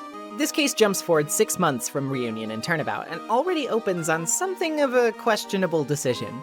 Pearl's only appearance in this case is right here at the beginning, when Phoenix and Maya take her to see the Very Big Circus. We're told of the time skip, and that Pearl has been struggling with what happened, but finally starting to get back to normal. And then she disappears from the rest of this whole thing. I think that's honestly a bit of a shame. For starters, I think having Pearl continuing to bounce off of Maya for circus shenanigans would be really fun, but I also just think it's kind of a waste to off-screen any and all reaction Pearl has to what we learned about Morgan. One would think this would be a big thing that would deeply affect her character and arc, but nope, not here anyway. I don't know, it just feels like a missed opportunity to me. Anyway, after an eventful night of watching circus tricks, Phoenix heads back to the office, hoping to clean up for the new year. Come the next morning, though, we don't have time, as renowned magician Max Galactica has been arrested for the apparent murder of the circus's ringmaster, Russell Berry. Visiting him in detention, he doesn't really seem to get the gravity of the situation at first, opting to keep flirting with Maya instead. He brags about winning the recent Magician's Grand Prix, his oodles of cash from contracting with the circus, and even reveals the ringmaster invited him to his office on the night of the murder. What'd they talk about? Well, we've already got three psyche locks on our hands for asking that. Youch. At the very least, though, he seems to get the picture once we tell him we're here to take his case. He completely breaks character, turning into a sobbing mess and revealing he's got quite the southern twang. Max Galactica is just his show name. His actual name is Billy Bob Johns. Oh dear. As much as I don't care for Max, for reasons I'll elaborate on, there is actually something of a cute interaction here.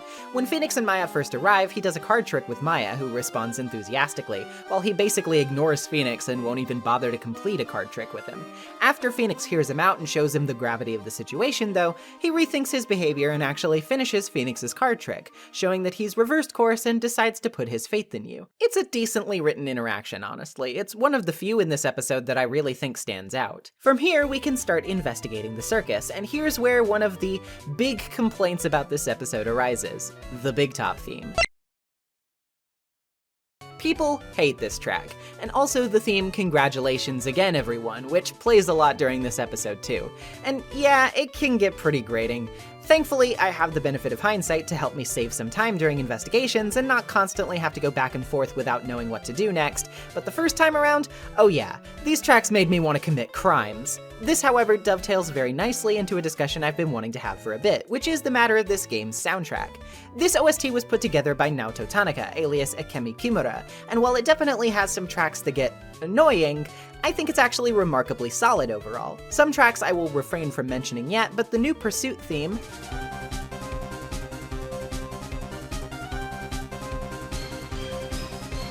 the new Courtroom Lounge theme,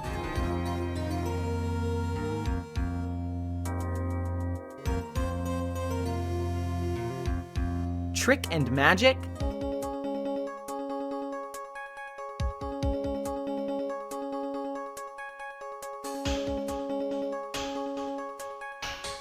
the Reminiscence themes,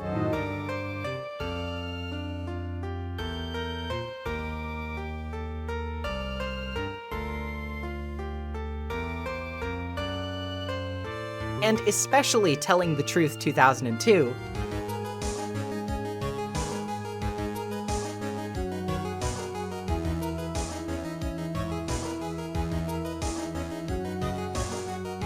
are big highlights for me. This OST has a lot of energy, which makes sense considering Tanaka would also later contribute some tracks to Metal Gear Rising, Mad World, and Bayonetta. I think it does a pretty excellent job of capturing both the bombast and quirkiness of Ace Attorney's world, while also still offering it a fitting amount of gravitas when the time is right. The cues in this game are masterfully picked and placed, and if I were to give Big Top any special props, it would be that the soundtrack certainly enhances it despite its weaker narrative in my opinion. I'm not a music gal, however, so I can't give you especially in-depth thoughts about it that wouldn't sound smarter coming from someone who knows what they're talking about, so let's just get back to the search, shall we? In the tent, we first meet a tiger named Regent who tries to bite our face off. Very nice. He's being handled by an animal tamer named Regina Barry, the daughter of the ringmaster. She seems to be taking her father's death oddly well, considering she's perpetually peppy and always looking for favors from people, which she gets because they can't resist her puppy dog eyes. When asking her about the murder, she says that everyone aside from her left the Big Top before the murder occurred. She also says the tiger we just encountered has been her bosom buddy ever since the death of the previous lion, Leon, who she says her dad had to kill for a reason she isn't quite clear on. Talking to her about Max, though, this is where we get into one of the single biggest points of contention with this case. Regina didn't know Max was arrested, but she is worried about him because, wouldn't you know it, he and another performer both professed their love to Regina recently. Young love, right? Well, the question is, how young exactly? You see, this love triangle is going to be a big focus of this case. It's a cornerstone of all of the proceedings, and Regina is a 16-year-old girl. Max, our defendant, is a 21-year-old man. Oops. Yeah, I do suppose Max Galactica should be in the detention center, shouldn't he? But maybe not for the reasons other people think. The game has no hard opinions on this matter whatsoever. It doesn't frame it as creepy, just as normal. This relationship is treated like it's perfectly standard, and I don't care for that one bit. This just makes the case so much grodier right off the bat, and trust me, it only gets worse. Anyway, last Regina saw her pops, he was leaving in a hurry from his office, which we may recall he had a conversation with Max in shortly before the murder, so let's check it out. Examining the office, we can find papers on the table discussing Max's salary, dated about a week ago. On the wall are some promo posters of Max, which Maya steals one of, because who's gonna miss him, right? In the plaza, we can catch up with Gumshoe, who confirms Franziska's on prosecuting duty once again. Once again, Edgeworth comes up, and both Gumshoe and Phoenix say Edgeworth is gone. The detective also clarifies the ringmaster's time of death was around 10 p.m., in this exact spot, apparently due to a blow from the head. He thinks something is fishy about the crime scene, but he can't quite figure it out. Phoenix has an idea though. There are clearly footprints from the victim in the snow, but none leading away to indicate the presence of a second person. How did the murderer get away without leaving any footprints? Did they fly, perhaps? Oh boy, get real. Max has a bad reputation for his arrogance around the circus, but Gumshoe says he has better proof than that. Max's signature silk hat was also found on the ground at the crime scene, and the guy's signature emblems are that, a cloak, and white roses. There's apparently a witness too, who we can't talk to yet. At the entrance, we meet a ventriloquist named Benjamin Woodman. He's prone to stammering and not much else, really only getting out that he doesn't know about the incident, that Max is not very nice, and that his head hurts. Sneaking by the rooms in the plaza, we meet Lawrence Curls, aka Mo the Clown, a prankster and punster who's obsessed with the corniest jokes of all time. A lot of people really hate this guy, but for now I honestly think he's kind of okay. He gets on my nerves for a different reason. I actually think the bit where he demands Phoenix to tell him a corny joke to get him to talk, then immediately has the most deadpan resting face you've ever seen in response to how bad Phoenix's joke is one of the best comedy beats in this entire game. It made me laugh out loud. Mo is a longtime friend of the Ringmaster and says he was a great guy who everyone loved. He was always ahead of his time, he says, but he realizes that his and the others' acts are getting a bit stale in the modern day. He pins a lot of blame on Max though, who he can't seem to stand. He apparently witnessed part of the murder, having been woken from his sleep by it, but he refuses to give us many details. The little he does give comes after Phoenix's horrible attempt at humor. Apparently, after he went to bed, he heard a big thump and looked outside his window, seeing the crime scene, hinting about seeing Max. He even says Max hit Ben over the head the other day and tells us to check the cafeteria for more details. In the cafeteria, we can find a broken glass bottle. Oh wow, holy shit, Max. And now it seems we have enough clues to tackle those psyche locks. Max responds to the other performers' ire by basically just saying they're jealous of his swag, except for Regina, who he wants to marry. Ugh. As for his meeting with Russell, he says that he left to check on something important, saying he'd be back in 10 minutes. Obviously, he never came back. What were they talking about before this, though? Max says it was about his pay, but those papers we found confirmed that that conversation happened a week ago, one lockdown. As for what he was actually called for, how about his behavior? Like smashing a glass bottle over someone's head? That's two. But who was that person? Why, it was Ben the ventriloquist, obviously. 3 down, that's a wrap. Max admits he got into a fight with Ben over Regina, and that's when he was called into Russell's office. He tried to circumvent his reprimanding entirely and asked Russell for Regina's hand in marriage.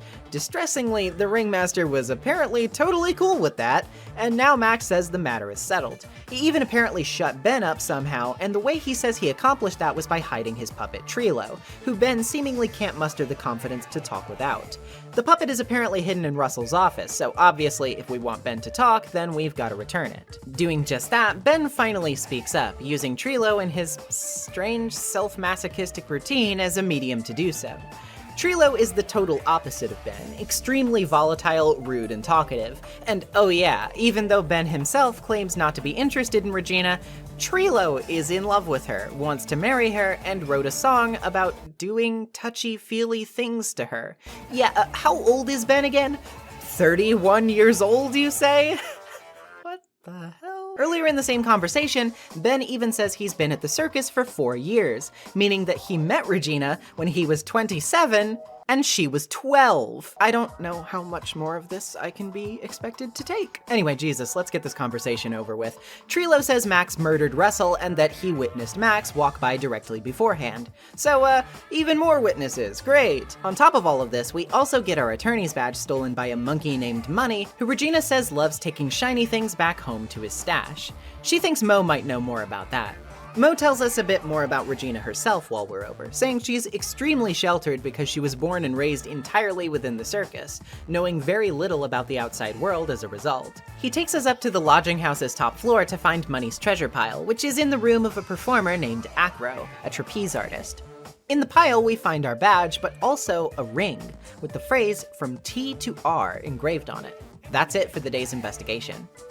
Lot to take in here. I know that a lot of people would insist that since the game is obviously misguidedly under the impression that its love triangle is not in fact the weirdest damn thing on the planet, that I should try to look past it and enjoy the case without thinking about that aspect. But I can't really. It is just kind of too much of a hurdle for me to get over. It bothers me to no end. It gives so much of this case so many dark, horrible implications that I can never stop feeling squeamish about. Ben is one thing, there's no reconciling that. But even with someone like Max, who is still pretty damn bad but not as much older, to me it's a matter of power dynamics and life experiences first and foremost. Max is a famous person who has worked long and hard and very clearly has experience in life, arrogant and self-centered to the point of delusions of grandeur as he may be. And Regina, well, we just heard it from Mo. She's practically been infantilized to the point of total ignorance to the outside world, and she's still a minor. There is really no comparison here. Clearly any adult men coming onto this girl are full stop taking advantage of her, and that is really, really gross. Now, if you want me to put my rage blinders down for a second and evaluate the rest of the pieces totally neutrally, fine. Here's my assessment so far. It's a It's okay. The setting is unique, I'll certainly give it that, but I've never been a huge fan of circuses, just not quite my bias. And yes, the circus music does grate on me. The character designs here are sort of fun, but at its core, I think what's bogging this case down for me a lot so far, love triangle aside, is Max himself. He had one good moment of sincerity, but to me that kinda flew out the window a bit when we learned about the bottle incident. He's just not a very likable defendant, even when you don't raise your eyebrows at his taste in romantic partners. He's arrogant, he's mean-spirited, his coworkers hate him, he's violent and lashes out at people, and while yes, you can argue that this is a character flaw that he can overcome, I do think it kind of hampers the momentum of this case starting off. It doesn't really help that it feels especially non-sequitur in terms of its placement in the game. This to me is the pitch-perfect definition of a filler case 3. It doesn't really add much to the overall game-wide narrative, its characters are not really winning many points with me right now, and there's not really a lot of expansion on the murder itself yet to intrigue me as to how it was done or why, except for the footprints. I guess that's mildly interesting.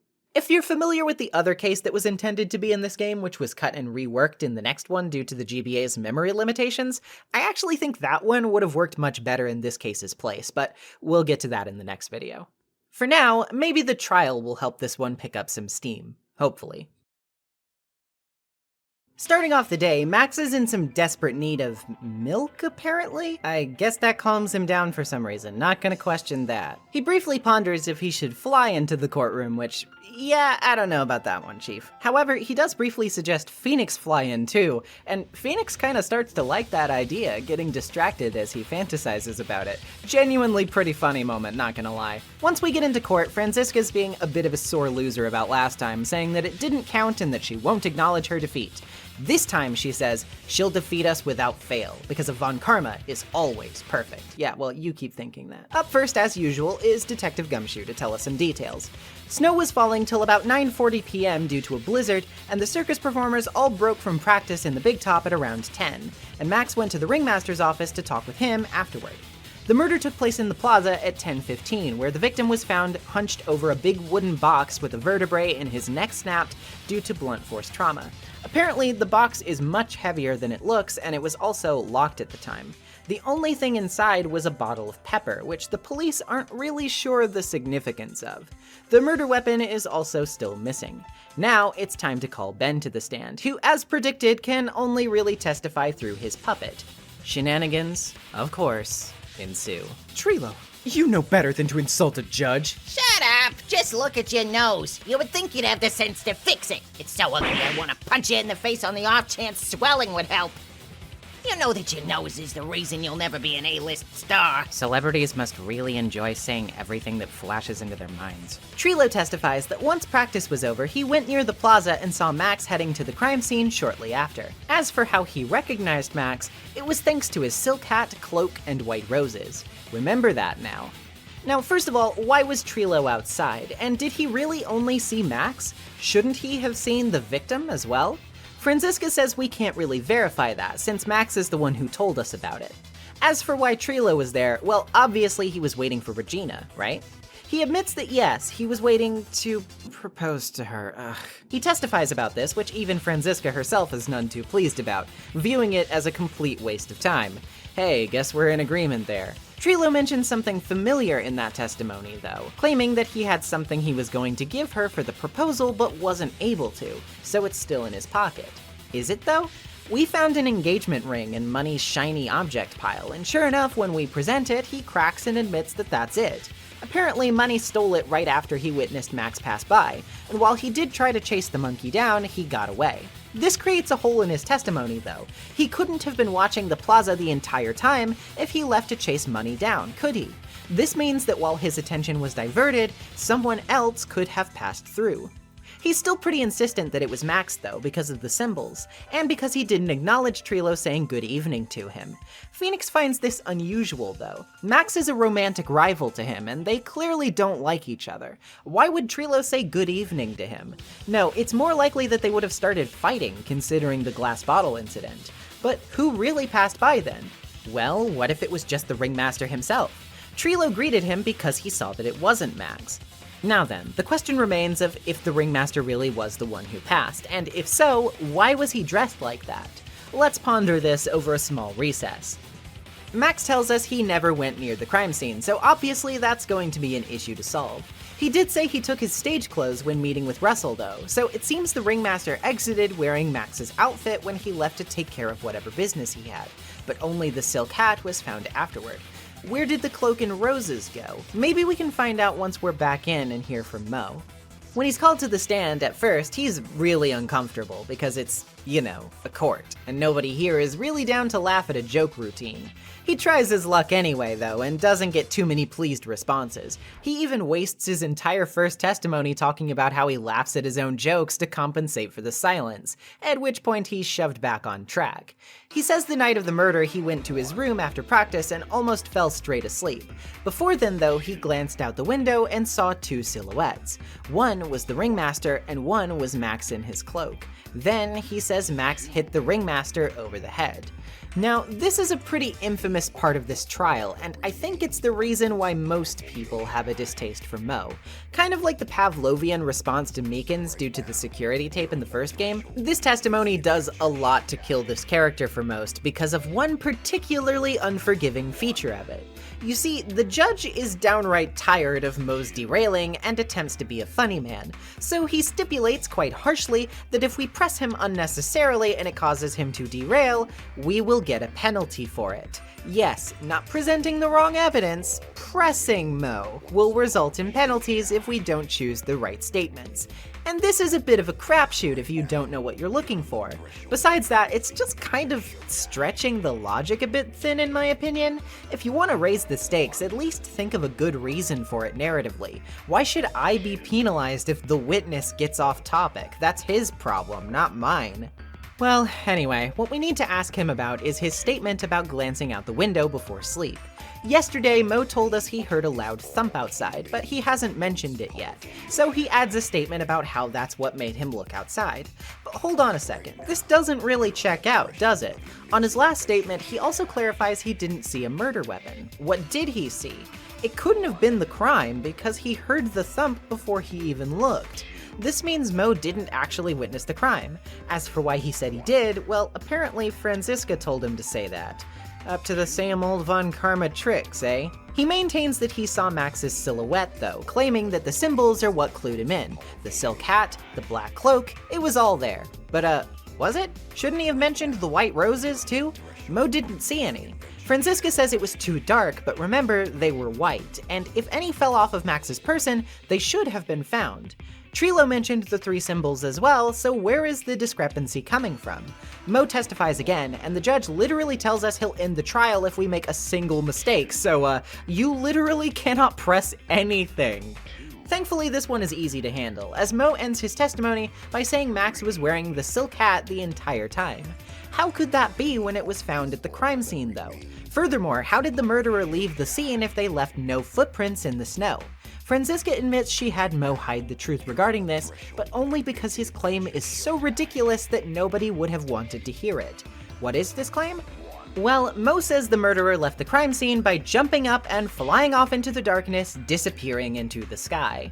Obviously, the judge is at a loss for words and can't very well render a verdict confidently with things so up in the air. Out in the lobby, Max tells us he obviously can't really fly because he uses wires to do that. So we've got a lot to answer for, but this is the end of the first trial day, so we'll have to do some more investigating to get the answers that we need.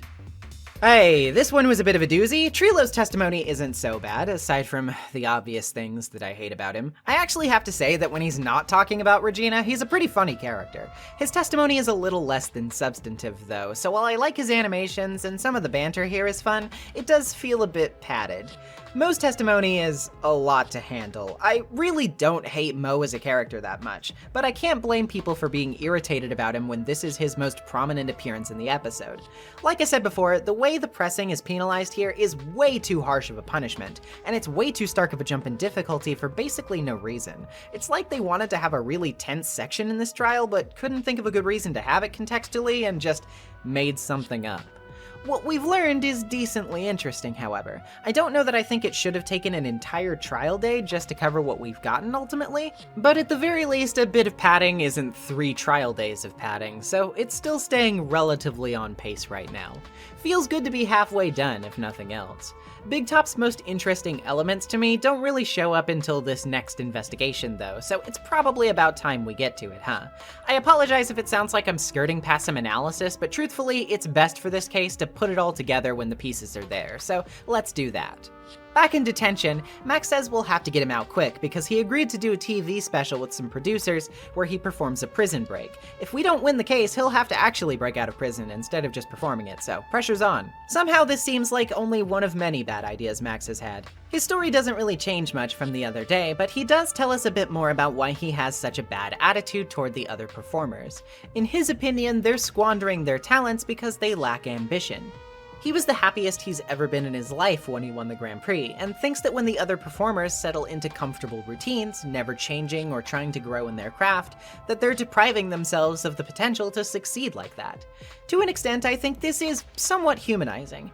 If it weren't for other factors, I dare say it actually reframes a lot of Max's worst behavior. I don't think it totally reverses course on my opinion of him though. There's still way too much wrong here for this to make him a good guy suddenly. It's a welcome bit of nuance though. He also wants us to show the other performers his Grand Prix photo to motivate them, so we're gonna take that for now. Back at the entrance, we meet up with Ben and Trilo. Trilo admits that he thought he saw Russell first, but the lack of a response and the symbols confused him. He's also apparently practicing for the Grand Prix himself, so hey, there's your ambition, Max. In the plaza, Gumshoe tells us that Franziska is currently investigating the top floor, Acro's room. Also, he had to sit and listen to all of Mo's jokes after the trial. Poor guy. Speaking of Mo, he's in the cafeteria, and he doesn't really care about Max's photo since he's seen it plenty of times apparently. Max even makes everyone look at his, quote, enormous bust every day. We'll get to that in a second. Mo swears he saw Max's face that night, but he's got no extra info on that. As for the bust, he says it's a statue of Max's visage, which is usually on the table here, but was stolen 5 days ago. A picture of it is on the bulletin board, and Mo notes that the board seems different. As to how, he says there was a note posted on it early on into the day of the murder. Some of it remains, but it looks torn off, and the only remaining part says, "To the murderer." Mo has no idea who posted it or when, and he doesn't remember the rest of what it said. This seems pretty crucial though, so we go to ask Max about it. He says that he recognizes it and that Russell saw it that morning, angrily ripping it off the wall and stuffing it into his pocket. His pocket, huh? Well, I think I know where to find that. In the Ringmaster's room, we can examine the tailcoat pocket to find the rest of the note, which says, "I have conclusive evidence of what took place. Meet at 10 o'clock p.m. tonight at the Lodging House Plaza." That, of course, is when the murder took place. Maybe we should head over and see the only other place we haven't investigated too thoroughly yet. First, we've got to stop and catch up with Gumshoe, though, who runs off when he begins hearing beeping noises, saying that he always hears them right before he sees Franziska. She tells us that Acro is going to testify about seeing the murderer fly by his window tomorrow, but she also enlightens us on her own personal motives a bit, too. Why do you keep giving Nick the evil eye? It doesn't matter if you prove the defendant guilty tomorrow, nothing will be able to bring your dad back. My dad? You must mean the esteemed Manfred von Karma. Of course, your dad. I know you miss him. Enough out of you. One more word and you'll get a mouthful of whip. Now, when did I ever bring up my papa's name in this or any other conversation? Then what's this revenge thing you're talking about? You wouldn't understand, Mr. Phoenix Wright. I have to see him again, one more time. Him? I'm sure you know to whom I refer. Miles Edgeworth. Wait, of course. Of course Franziska would know Edgeworth. He was taken in by her dad after DL6 after all. Even though he was older, Franziska viewed him as though he were a little brother to her. It's Phoenix's fault, she says, that he's gone. And now, Phoenix finally opens up a bit about that hanging plot thread.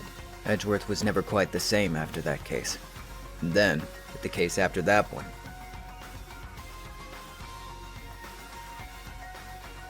He never set foot into court again, and then one day, he just vanished. All he left was a simple note at the prosecutor's office. Prosecutor Miles Edgeworth chooses death. That was 1 year ago. It was a few months after you left to go back home. Mr. Edgeworth, He's dead? I don't believe it. He's still alive, I'm sure of it. Somewhere in this world, he's still alive. Prosecutor Miles Edgeworth chooses death? Of course he did! You ruined his reputation as a prosecutor! You effectively killed the prosecutor in him, just like your victory muddied the honorable name Von Karma. I'm going to find him. And then I'm going to teach him his rightful place with my own 2 hands! Miss Von Karma? What? I don't know if you are God's gift to prosecutors or not, but I've had just about enough of you! Him too! Thoroughly done with the subject, Phoenix leaves to go to talk with Acro, with Maya apologizing for bringing it up again. For a bit of immediate whiplash from that seriously dour note, we are introduced to Acro himself and told that his real name is Ken Dingling. Yeah, sure, alright, why not? He tells us a bit about himself, how he was adopted by Russell Berry when he was abandoned as a child, and taken very good care of. Acro joined the circus to help his foster father out and repay him, but he says that Regina has been a bit spoiled, with a clear bit of distaste implied. As for why he's in that wheelchair, he was injured in a practice about 6 months ago. The situation that led to this, however, is locked up behind 3 psyche locks. Alright, that's gonna be a tough one. Acro wasn't here yesterday because he was at the hospital, and has been in disbelief about the incident the whole time. As for what he witnessed, he says he heard a huge noise, looked outside, and saw Max flying, which matches Mo's statement as well. Back at the Big Top, we are once again attacked by Regent and saved by Regina. Finally, we learn a bit about why she's been so casual about her father's death. According to her, she says her father always told her that when people die, they just become a star in the heavens, so they can always look down at the people who are still living. She thinks her dad is very much the same way now.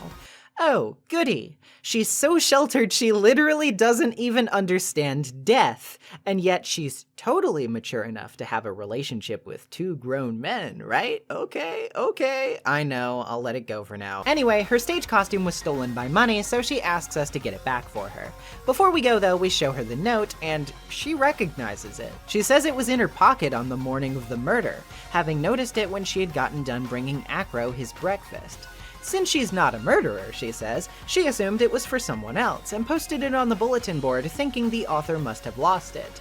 When we show her the contents of the box, she also says she is not a big fan of Pepper. Okay, time to look for Money.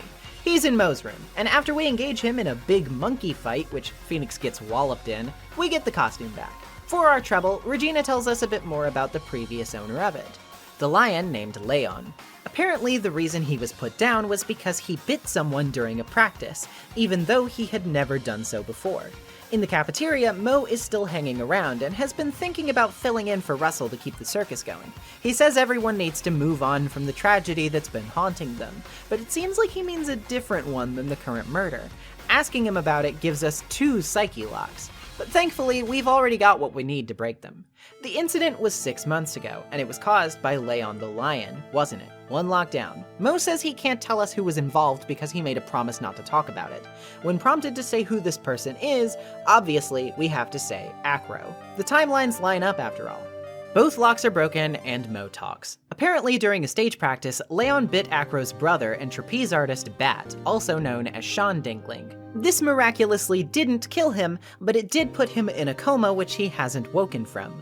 Apparently, the reason this happened is because Bat was in love with Regina. Wait, let me just check something real quick. Damn it! Who wanted to impress her by sticking his head in the lion's mouth, like she always did. If he succeeded, she agreed to go on a date with him, but we all know how that went. Apparently, right before he bit down, Leon had a strange look about him, almost as if he were smiling. The police were never informed of the incident, for fear that the circus would be shut down. After our chat, Maya sneezes because of the pepper on Mo's burgers, and Mo remembers that, oh yeah, Regina always loved teasing Bat and making him sneeze with pepper. Editing note, it was the other way around, but you get the picture. Time to break Acro's psyche locks then, huh? Even though he says his injuries were thanks to an accident, I don't think a lion mauling you counts as an accident. 1 lockdown. That said, why would Leon attack Acro, he asks. Well, because he was trying to save his brother, obviously. That's 2. He's pretty sure Mo must have told us about this, but he still says that he doesn't really blame anyone for it happening and still views it as an accident. There's 1 lock left though. Who could he be hiding his feelings of animosity towards? Who does he think was responsible? Well, of course, it's Regina. He says that Regina never taught Leon to attack people though, so there's no reason for him to hate her. But we have proof, the note, which was slipped into Regina's pocket right after she brought Acro breakfast. That's all of him.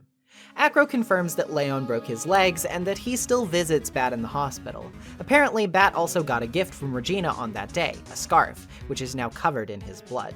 Acro too says that Leon looked to be smiling when he attacked. Before we can do anything with the scarf though, Franziska bursts in after eavesdropping and takes it.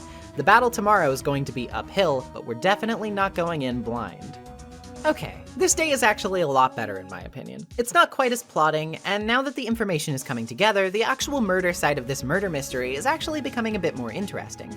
It helps that the love triangle element is severely downplayed compared to before, although I'm still not exactly thrilled that we're introducing yet another adult man who was in love with Regina. Literally, how hard was it to just make her older, guys? I haven't even mentioned yet that Phoenix and even the judge get flustered by her too, with the latter saying he would totally marry her. Like, gross, stop. Hell, now that I think about it, this section is pretty lacking in both Max and Ben in general, so that's probably why it took an uptick. Anyway, that aside, this incident from 6 months ago is certainly making the plot thicken in a way that I find interesting. Acro seems like a pretty swell guy, but his flickers of disenchantment and scathing words interspersed with his kind musings make for a very simmering kind of antagonist, and I like that. Oh, what's that? Spoilers? Sorry, but come on, who else could it be? You and I both know well that Acro is super suspicious at this point, but honestly, that's okay. I find it interesting. I just want to know how he did it and the full extent of his reasoning, that's all. I also just genuinely felt the atmosphere start to grow on me a bit here. Sure, the circus music isn't my favorite, but I can kinda see what Takumi was attempting to go for here. If it weren't for the major missteps, the vibe of a forlorn, empty circus caked in bitter snow, unfurling as its big, happy family is coming apart at the seams and losing their anchor, it is a compelling idea, and it only makes you want to see these guys pull it together somehow. There's something about the way Mo is pretty much the most somber and adult of all of them that actually does it for me. It comes really close to making me genuinely like him a lot, even if I have some problems with him that echo off of other issues I have, more on that later. I also don't know how much I can credit this to Big Top specifically, since it's kind of unrelated to the rest of the proceedings entirely, but the scene between Phoenix and Franziska here is also really solid. It's a pretty decent rug pull to reveal that she actually has no bitterness surrounding her father's defeat, and is instead pursuing Edgeworth. While we can definitely gather that there's more to that picture than we know right now, it only adds to the surprisingly human background elements that are supplementing her character. It definitely makes me want to know more about her upbringing with Edgeworth, or at the very least, the way they interact with each other. Edgeworth's dynamic with Manfred, seeing as he was both raised and mentored by him after the dude literally killed his father, has always been a fascinating point of contention for me, especially after Manfred left his reasons for doing so decidedly vague. And this brings even more dimensions to the situation. Speaking of Edgeworth, I want to know what happened to him now, more than ever, so there's also that. This is hands down Big Top's best investigation day, and day in general so far. It has a lot of things working against it, and ultimately those things will always prevent me from enjoying it as much as I could, but this certainly is a big step in the right direction, and I can only hope it keeps up for our final day in court. According to Mo, it's going to be pretty tough to bring down Acro, considering he's walked the tightrope between life and death more than his fair share of times. He wants us to give it our all though, because he's actually brought Regina here today. He knows that what she's going to see and hear will probably really shock and seriously upset her, but he thinks it's better that she finally stop being sheltered from some of the crueler facts of life and death. An honestly very good characterization moment for Mo, yet again. Props. Obviously, Acro is called to the stand as soon as we get in. He testifies that just after 10 p.m. he heard a thump outside, then saw someone fly by his window. He swears that, though he only saw the figure from behind, it was definitely Max. How'd he recognize him then? Well, Acro says by his symbols, the silk hat and cloak, not the white roses though, since he saw him from behind. However, Max's hat was found at the scene, right? How was Max leaving with it if it was later on the ground? With the judge confused as to why Acro would make something like that up, we come out swinging, accusing Acro of being the true killer. Both he and Franziska are very willing to scrutinize Phoenix for that claim though, as Acro is obviously in a wheelchair and he claims that it wouldn't have been possible for him to do it. Franziska asks if we're about to accuse Acro of having an accomplice similar to the last case, but nope, he did it by himself, of course. As for where he committed it from, well, they said it. He can't move around freely without help, so he did it all from his own room. We're going to need evidence to support that claim, though, and that's where the bust comes in. Max's bust is basically life-sized. If you drop that onto someone's head Wile E. Coyote style, it would no doubt kill them. Acro is physically strong enough to lift it and drop it out the window, too. He argues it would have been impossible for him to do this and look out the window at the same time, though, as the force exerted on his lower body would be far too great and he'd practically fall out the window just trying it. What could have helped him with this? Well, how about the mysterious wooden box found at the crime scene? By positioning the box very specifically, Acro would have known exactly where the victim's head was when they leaned over to hoist it up. Acro also likely put it there himself, lowering it with the rope. Furthermore, the box is, as previously established, super heavy, so anyone would have to hunch over to pick it up, thus eliminating any possibility that their head would be positioned elsewhere. That said, the bust was originally in the cafeteria, right? How would Acro have gotten it up to his room? Well, he wouldn't have. He has a little buddy hanging out in his room who loves shiny things, right? Max's bust has some pretty shiny stuff on it, so it's no stretch to imagine that Money would want to take it for himself. Acro probably just used it because it was in the pile and heavy enough to serve for his purposes. This leaves us with the question of why several people claim to have seen Max at the scene, though, as Franziska so eloquently reminds us.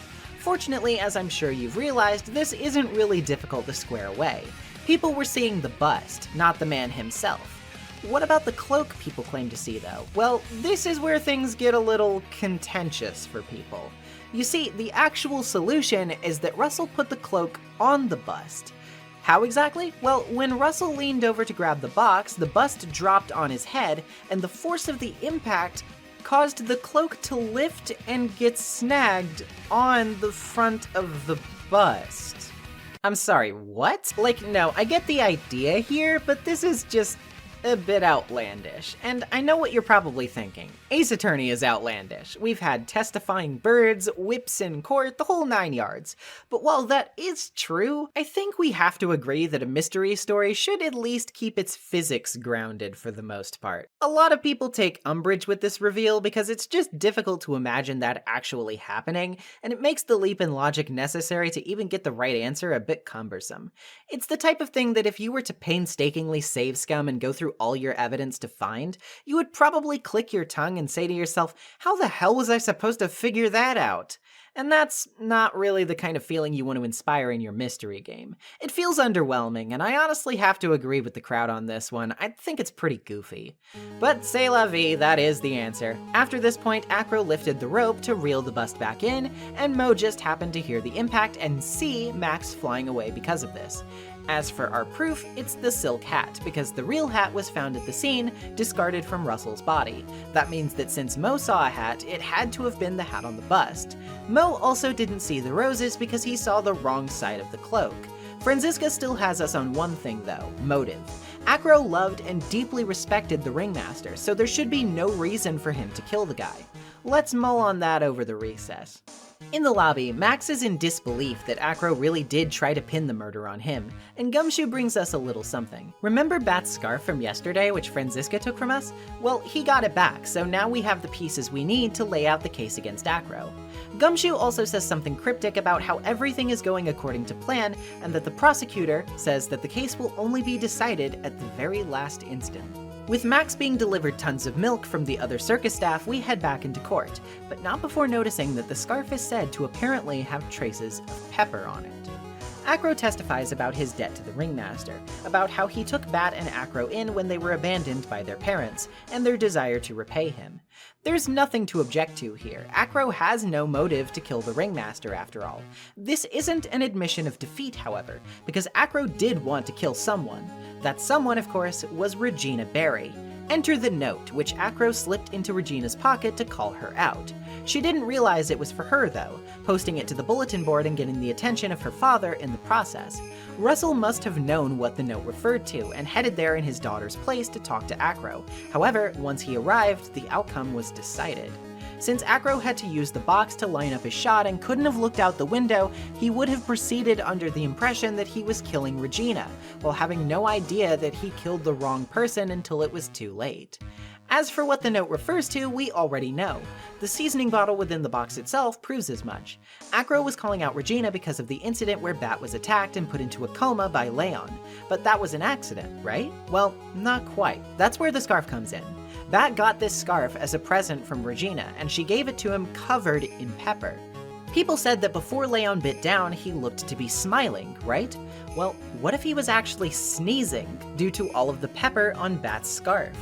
Regina only meant it as a harmless prank to get back at Bat for teasing her with pepper before, and hadn't imagined that this would result from it, nor that Acro would become so vengeful over it that he'd want her dead. Acro wants some proof though, especially since the bust hasn't been found. There's very little we can do about that, as we can't make like a magician and produce it from thin air. It looks like Acro might get away, until Maya begs for a bit more time, urging Phoenix to think about where the bust could possibly be. We're down to the last second, right? That's when Gumshoe said it would be decided. Going out on a limb, we say that the bust is in this very courtroom. And as for where, well, Acro's been wearing that blanket over his legs for a while. Any chance that it could be hidden under his wheelchair? You can't accuse the judge of hiding it though if you want him to immediately destroy you. Franziska did conduct a surprise search of Acro's room after all. There would be very few options for him to hide it. Finally, Acro gives it up. He's been had by 2 pros, he says. We were right. He was hiding the bust under his chair, and he burned the cloak to ashes after the murder. He congratulates Franziska for her foresight, but she doesn't seem too happy, even seeming to openly wonder why in the world she searched his room to begin with. Weird. But that aside, Acro knew all along that Regina meant no ill will toward her brother, but he couldn't stand her naive insistence that Bat would just become a star, while Acro was suffering waiting for the day to come when he'd wake up, not knowing if it would ever actually arrive. Now, he won't even be able to be there when his brother awakens. So, you are saying that you were a victim in all of this as well? No, that's not what I mean. I'm nothing but a murderer. That's who I am. Though this trial has ended tragically, it still ends with a verdict of not guilty for Max. Regina is nigh inconsolable after realizing what she has, and she still worries that Acro may want revenge on her. But our proof to the contrary is Bat himself, who Acro wanted to be able to see open his eyes again. Regina promises to wait and stay by Bat's side until he awakens, and Mo decides to take up the mantle of Ringmaster from now on. Swayed by Mo's determination to improve, Max also agrees to stay at the circus. All's well that ends well, right? Elsewhere, we hear Gumshoe on the phone talking about how everything happened just according to plan. The person on the other end of the phone? None other than Miles Edgeworth, finally heading back home once again. And that's the end of Turnabout Big Top. Okay, lot to digest here. Like I said before, I actually think Acro is a pretty good villain. Some would say he's pretty subdued compared to other Ace Attorney villains, but I actually think that works to his benefit. Usually the settings of these cases are a bit less bombastic, so having cartoony villains to accompany them feels appropriate to keep the tone a bit screwbally. Here though, the entire case takes place in a circus, and the broadcast of it are already very over the big top, as it were. Acro, by contrast, keeps things a bit more leveled out and dramatic, and I can certainly appreciate that attention to detail. That said, this case certainly suffers from a lack of it in many other places. The age gap business really does drag the whole thing down, and not just because of the love triangle. Russell being totally cool with marrying Regina off to Max? That's pretty bad too, especially when you consider how deliberately and overtly he sheltered her all her life. Again, until now, she doesn't even really understand the concept of death, which is something even children learn eventually. There is no world in which she's ready for a relationship with people this much older than her, especially when she's not even a legal adult yet. I think the very idea, honestly, of a kid being this sheltered and cut off from reality is just a sign of pretty bad parenting in general, and makes Russell's decisions surrounding Regina's life all the more questionable as a result, which, you know, that's a problem, because Russell is the victim here.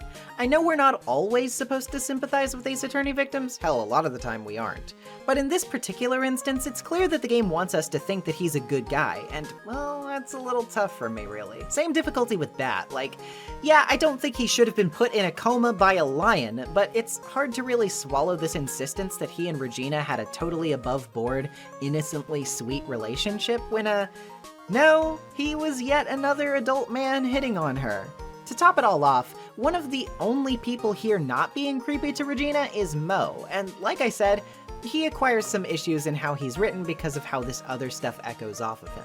Like, sure, good on him for not being creepy to the teenager and actually trying to help her a bit. But he still never rose any concerns about this stuff, still never pulled Russ aside and asked him if the way he was raising Regina was really going to be good for her, and he even states before that he noticed and thought it wasn't good but never said anything.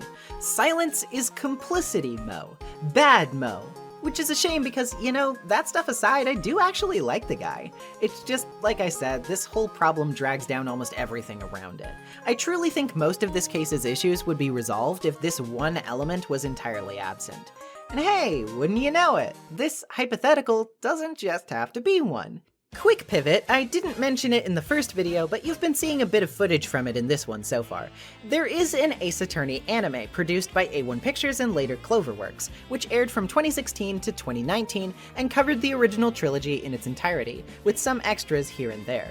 In my personal opinion, it's largely just meh. The original content is the best part about it, and I find the adaptations of the actual cases themselves pretty underwhelming, both in terms of presentation and pacing. The one thing it is very good for, though, is almost fixing Turnabout Big Top. You heard me right. The anime version of Big Top is way better, and let me give you some reasons as to why that is. First of all, the love triangle is entirely absent. No fooling, it's never mentioned. Thank God. Now, don't get too excited. The ring from Trilo to Regina still exists, though it doesn't really have any plot relevance or get explained at all. And of course, Bat is still in love with Regina too. The rest of it, though, totally wiped, and the plot improves leaps and bounds because of it. Mo's relationship with Russell is much more solidified, and a bit more deeply explored too, adding dimensions to who I consider to already be the best character in this episode, so props there. Hell, they even managed to make Max more likable, toning down his arrogant nature just a smidge, and adding in the detail that while negotiating his contract, he asks Russell to distribute his raise evenly among all of the circus's performers, to encourage them. This makes his speech about wanting to see them stop wasting their talents and aspire for more connect much more strongly, and works to humanize him much better in my opinion. It helps that now that he's not a creep, I can actually enjoy his character for what it's supposed to be, and I'm surprised by how much more I ended up liking him as a person in the anime version of this episode because of this. To top it all off, the performers all even get a cute moment where they help Phoenix reenact the murder trick in court, which, while it's still goofy, makes it much more fun to watch. And instead of crying out in the lobby, Regina gets a genuinely very powerful character moment where she directly confronts and apologizes to Acro, which means his apology isn't just to the court sweepingly, but personally to the person he's wronged. And I think that enhances both of their characters a great deal, while finally giving Regina herself a much needed bit of agency. Ultimately, I wish I could have enjoyed Turnabout Big Top a lot more. There are quite a few things here that strongly poisoned the well in its original form, and that unfortunately colored a lot of my experience with it, which is a shame, because I don't think it's devoid of good ideas. The atmosphere, like I said, is really good, and I think having a murder take place in a circus among carnies is an extremely novel idea ripe for creative potential.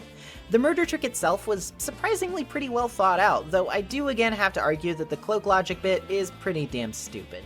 It's one of the few things about the strictly mechanical parts of this case that I take issue with. Speaking of mechanical, one more complaint for the road about Mo's testimony. Seriously, what a terrible idea it was to do that whole press penalized nonsense. Absolutely awful integration of a difficulty spike. It's a good thing the anime exists, if for no other reason than to unearth Big Top's good qualities more clearly. I genuinely prefer the anime version of this case to its game counterpart, and would highly recommend people check it out if they hated this case, or would even like to supplant it somehow.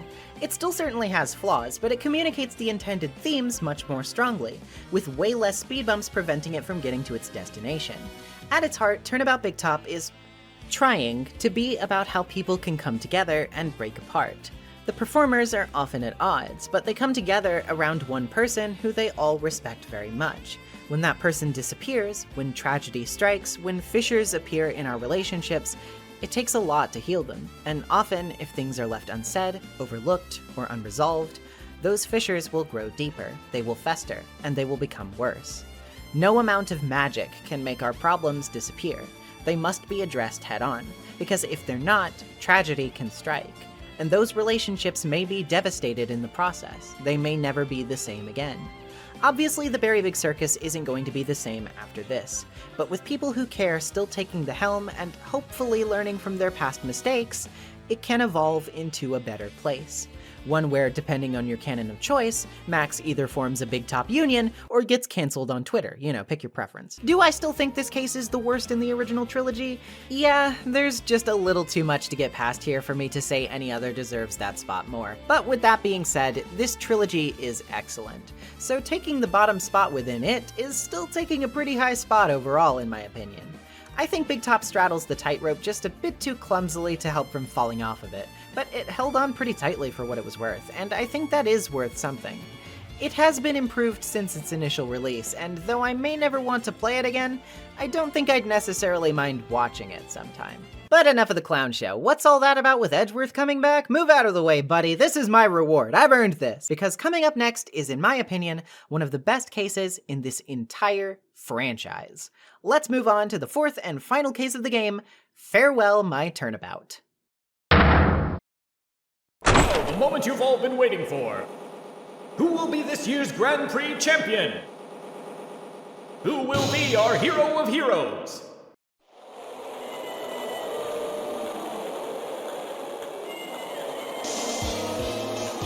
Will it be last year's runner-up Gem and Ninja? Or maybe Captain Saipon all the way from the lovely tropical island of Saipon? I see the students of a certain starry school are raring to win, and global hero Onyonkapon doesn't want to go home without the prize. We hope Lady Luck is with all our heroes tonight. And now, the winner of the third annual Hero of Heroes Grand Prix is me!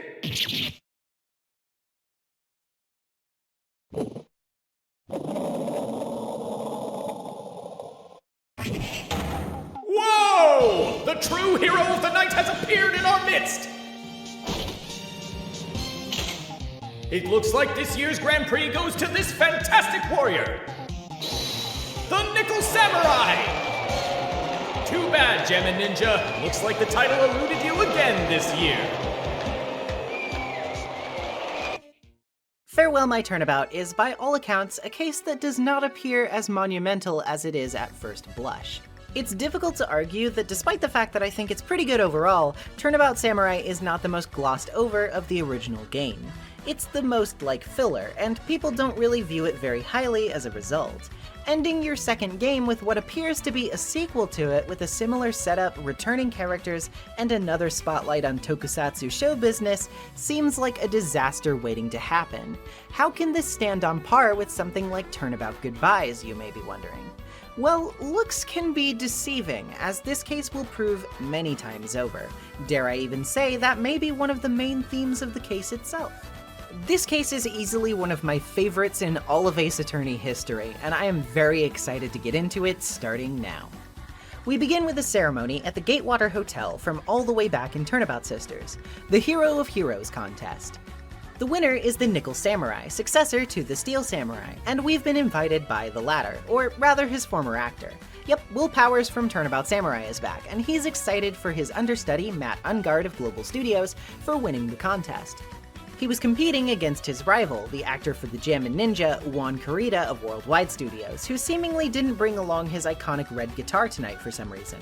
You're accompanied by an excitable Maya and an equally mystified Pearl, and everyone is buzzing about a supposed press conference that's to take place shortly, where the Nickel Samurai is going to confess something. Phoenix briefly heads to the bathroom before the conference is set to start, seeing 2 rooms for Matt and Juan, both of which have gifts left near. Once we return, we get a ticket to the conference from Powers and make our way to the hotel lobby. Unfortunately though, it seems like the conference has been cut short due to unforeseen circumstances, and the voices over the PA tell us the police have requested everyone to stay put. Uh-oh. To top it all off, who else has returned but Wendy Oldbag? She's a security guard at the hotel now, but not much has changed aside from her strange astronaut attire. Apparently Global Studios started letting people go after the Steel Samurai case, and now she works here. She says she can't tell us the details, but that another incident just like that one has occurred yet again. Better try to check it out. Well, before we can though, Maya gets pulled aside by one of the staff, who tells her she's got a call waiting. We proceed ahead with Pearl in tow to check the hallway, and we stumble upon Lotta arguing with Gumshoe. The latter tells us the Nickel Samurai has been arrested for allegedly killing the Jammin' Ninja, or Juan Kurita. He and Ungard, the Nickel Samurai's actor, have been duking it out for the spotlight for a while now, but now it doesn't look like either will be able to keep it. Lotta has been waiting around for a big scoop, and it appears she definitely got one. Phoenix is sure Maya's going to want to defend Ungard, seeing as she's a big fan. Where is she, anyway? Isn't she back yet? Well, when we meet up with Powers, we get our answer in a very unexpected way. He's holding a transceiver he says was handed to him by a bellboy, who told him to give it to us. While we're chatting with him about Ungard and Kurita, and he's telling us about how the Nickel Samurai was supposed to show up to this press conference in costume, the transceiver in our hand beeps. Is this Mr. Phoenix Wright, the attorney? And you are? You don't need to know who I am. I think you have other things to be concerning yourself with, such as... Help! Nick! Mystic Maya! Maya? So, Mr. Wright, wouldn't you agree that the more important issue is the fate of the girl? Her fate? Does he mean what I think he means? Maya, where are you? Are you hurt? Come now, don't fall apart on me yet. No, this can't be. Now that I have your attention, Mr. Attorney, I have a modest proposal for you. If you do what I require, then I will return to you your valuable item unharmed.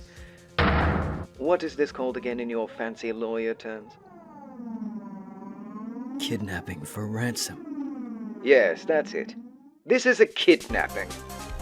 My sight. Everything's fading away. Maya's been kidnapped! Mr. Wright, are you there? How much? How much do you want? Very good, Mr. Attorney. I'm glad you have such a good grasp of this situation. The kidnapper is not after money, though. He tells us that Matt Ungard is being framed for murder by someone, and our task is to get him acquitted. He says he can guarantee us Ungard's innocence in the matter, but gives us a very demanding requirement. We have one trial day to prove as much in court. Otherwise, it's lights out for Maya. Phoenix demands to know who the kidnapper is, and he leaves us with just one hint: to kill her. Now, obviously going to the police with this would be a bad idea, as we don't want to anger him. We can trust Gumshoe to keep it on the down low though, so we run it by him. Obviously he's pretty shocked, but he's also confused. The kidnapper asking us to acquit Ungard makes the guy look pretty suspicious, right? But at the same time, he's not so sure, because he says the evidence implicating Ungard is so abundant that it looks suspicious in and of itself, like the guy's being set up to take the fall. Just what's going on here? We then briefly cut away to Maya's POV of the last few minutes, where she's trapped in some sort of wine cellar, face down by the kidnapper, who looks oddly familiar. He says that he's an assassin, but has no plans to silence Maya. Yet. Then, the call from before plays out, before returning to Phoenix's POV the next day. We weren't able to investigate until the police finished their sweep, but now we've got to hit the curb and do some digging, with a tired Pearl by our side. Neither have been able to rest knowing what's happening with Maya, and now it's time to make sure she'll be safe. In the detention center, we meet with Mr. Ungard himself. He seems like a bit of an airhead, a surfer dude type, who can't stop talking on his wristwatch phone to consult people for answers to things. Seems easily manipulatable, that's for sure. He does claim he's innocent though, of course. Asking him about the press conference leads to a bit of a strange claim though. He says he knows nothing about it. Wait, what? Wasn't he supposed to be the one holding it though? In costume, no less? He's not quite convinced to accept us as his lawyer, but when Phoenix gets desperate and shows him the transceiver, letting just a little bit too much slip, Ungard seems to be unsettled and accepts us onto his case. He says he took a nap in his costume after the ceremony and was prepping for the post-ceremony show, but that when he woke up, Kurita was already dead and the cuffs were being slapped onto him. He's pretty insistent that the whole thing's ridiculous anyway though, seeing as he says he obviously wouldn't have a reason to want to get Juan for anything. He won the contest, right? Even if he were petty enough to kill over their rivalry, he should be the one targeted in that case, rather than targeting, right? Only problem is, he also says the cops found one of the buttons from the Jammin' Ninja costume in his Hakama bottoms, and it was covered in the victim's blood. Maybe someone planted it. Just to be safe, Pearl tells us to use the Magatama while asking if Ungard killed Kurita to see if any psyche locks appear. None do, so there we go, he's not the killer. With that knowledge secured, at least we know where not to look while investigating. We get a save point in the middle here, as for this last case only, the investigations both have intermissions of their own. But we'll be waiting until the actual end of the investigation to talk about it cumulatively, so sit tight. In the hotel lobby, we'll meet up with Oldbag, who predictably has just as much of a star crush on Kurita as she did with Jack Hammer. That means, of course, that she's certain Ungard is guilty, especially because according to her, she saw the most important moment of the night that proves his guilt. What was that moment? Well, 4 psyche locks bar us from accessing that information for now. Damn, of all times, this is when she decides to stop chattering? Great, guess we'll have to come back later. Surely we can get a bit more information from good old Lotta though, right? We've been in sticky situations together enough times for her to know that keeping things from us isn't going to help, obviously. Well, unfortunately, she's actually a little pissed off at us at the moment. Why? Well, she lost her $700 camera and she can't think of anyone who could have taken it except for maybe us. Come on, girl, have better sense than that. She apparently took some pictures last night, but she doesn't remember what of. She does know that she took them while hanging around Ungard's door though, as it was related to her big scoop. It was before the murder though. What was said big scoop? Bam, 2 psyche locks. Ugh, this is gonna be a long day. Finally getting a chance to snoop around Ungard's room, we meet another new face. This cold-blooded blonde with a penchant for wit is Matt's manager, the alliteratively appellated Adrian Andrews. She is very detached and self-serious, and very pretty. Okay, settle down girl, focus. Asking her about the night of the murder, she says she had dinner with Ungard before the ceremony, then went to the hall to watch it play out. Afterward, she was helping to get ready for the post-ceremony show and went to call for him, but ended up finding Kurita's dead body. For someone who discovered the victim, she seems oddly calm about it all though. As for her relationship with Matt, well, she's just his manager, nothing else. Kurita, she tells us, didn't have one currently because of his studio's policies. When asking her about Kurita himself, she says the murder was no doubt a result of the rivalry between himself and Ungard. But when prodding her about that subject, say it with me this time, 4 psyche locks appear. Yeah, could've guessed that one in my sleep at this point. Probably best to check the scene of the crime itself now if we want clues. That just so happens to be Kurita's own room, which is a fluffy hellzone of gifted bear plushies. Imagine dying in a room like this. I don't know what to make of that kind of experience. Here we can chat with Gumshoe, who tells us he doesn't have an autopsy yet, but he does have a photo of the crime scene. In the picture, Kurita sits dead in a chair with a knife sticking out of his chest. Seems like an obvious cause to me, Doc. Of course, fingerprints on the knife match Ungard's, and the button found on his person wasn't doing him any favors either. He also mentions a witness, which was, of course, Oldbag. A couple of things have been bothering him about the scene, though. First of all is this open guitar case off to the side. It's empty, but wet only on the lid. There's also a perfectly undisturbed wine glass full of tomato juice on the dressing table, which wouldn't be too weird if it weren't for everything else on it being scattered on the floor below. Obviously, a struggle took place and everything was knocked off, so why does this one glass remain untouched? Gumshoe says Franziska also noticed this, and yes, she is on the case. She drags Gumshoe away for even talking to us at all and seems to accidentally drop something on the table when she leaves. It's an autograph from Juan, addressed to a Dearest Windy. Wonder who that could be for. In Viola Hall, we run into Powers, who tells us a bit more about the hot goss involving Matt and Juan. He says a tabloid report implied a secret relationship between Juan and someone referred to as Miss AA, which sounds an awful lot like it's referring to Adrian. That certainly would be a buzz if true, considering she's the manager of the guy's rival. But enough of the goss, we've got the ammo we need to break Oldbag's locks. Remember how she has 4 of them? Well, yeah, hilariously enough, that was a bit misleading. This isn't hard at all. All we need to do is give her the autograph and all 4 break right away. She tells us that she saw Ungard leaving Kurita's room about 10 minutes before the crime was discovered, and also that she'll be testifying to that effect tomorrow. That's not good. She also says Ungard was responsible for creating a scandal that was following Kurita around, and that it involved Adrian somehow. She says she learned this from the tabloid, so what she's referring to should be pretty obvious. Still though, Matt set that up? Well, let's take whatever Oldbag says with a grain of salt as usual. Anyway, we're on a roll, so let's break some more locks while we have the energy. Next up is Lotta. She wanted a scoop, right? Well, how about a scandal? Presenting Adrian's profile breaks one of the locks. She wants some kind of proof that Kurita met Adrian, though, and that's where the tabloid clipping comes in. That's 2. Lotta tells us the article she was indeed writing about the scandal was in her camera case before she lost it, so I wonder who could have dug that up. It would have to be whoever stole the camera, too. Oh dear. Heading over to Criminal Affairs, we've got quite the loaded conversation ahead of us. First we can chat with Gumshoe, who says the button, the fingerprints on the knife, and Oldbag's testimony are all set to do in Matt. As for the magazine clipping, he says this might have something to do with a woman named Celeste Impacts, who once worked as Kurita's manager and was Adrian's mentor. She apparently, committed about 2 years ago now, though Gumshoe doesn't really think it's connected to the current case. Once again, Franziska arrives to give Gumshoe a tongue lashing and whip lashing for divulging information to us when he's been told not to. But then, someone else arrives to give her a hard time. Quiet! If it weren't for traitors like you! I would have won. Is that what you want to say? Who? That voice. Edgeworth! It's been a long time, right? Franziska accuses Edgeworth of crawling back after having run away with his tail between his legs, but he reminds her of how much trouble she's had in maintaining the perfection she's held herself so strictly to, and that shuts her up a bit. Still, she vows not to give in and to win the case tomorrow no matter what. Edgeworth remarks on how she hasn't changed a bit, and now we can run things by him, because he says he's going to help us win. Phoenix isn't too happy yet though, saying he assumes Edgeworth ran away because his perfect win record was ruined. To this, Edgeworth says our hatred is one-sided, then asks us why we stand in court. Phoenix has a hard time answering with something concrete. He scolds Edgeworth and other prosecutors for treating court like a battlefield, yet when considering his own motivations, he says it's because he believes in his clients and wants to save them.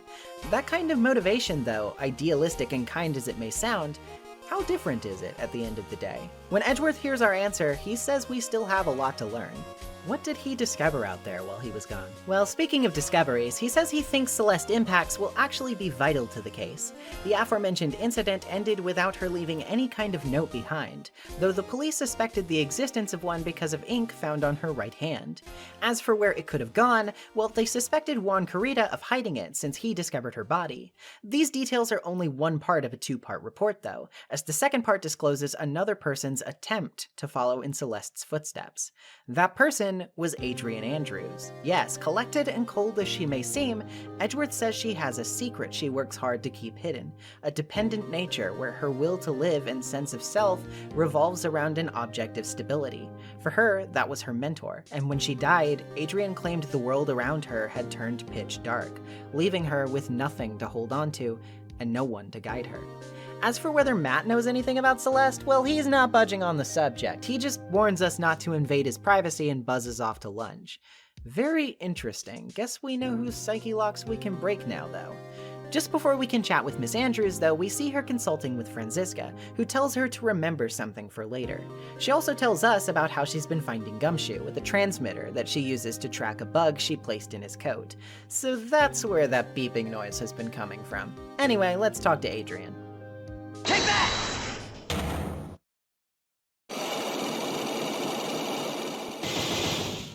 She says she never got close to Juan for anything, but we know that that's not true.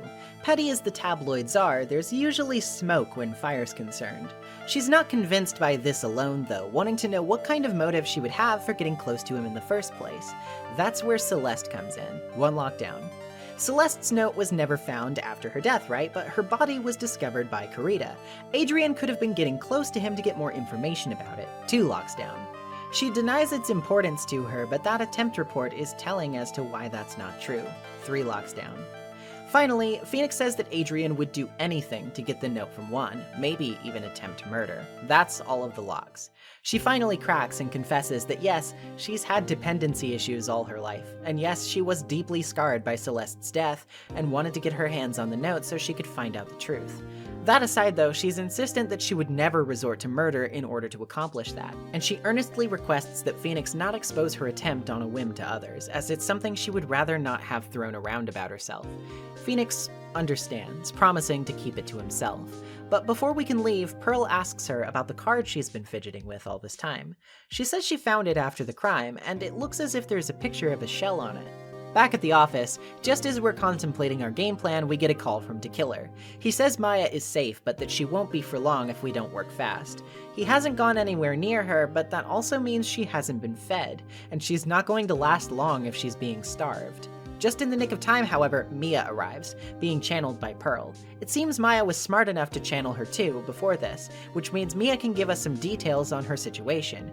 She couldn't find out any details about the kidnapper's identity, but does describe her surroundings, and promises to give us any other details she can whenever Maya channels her again.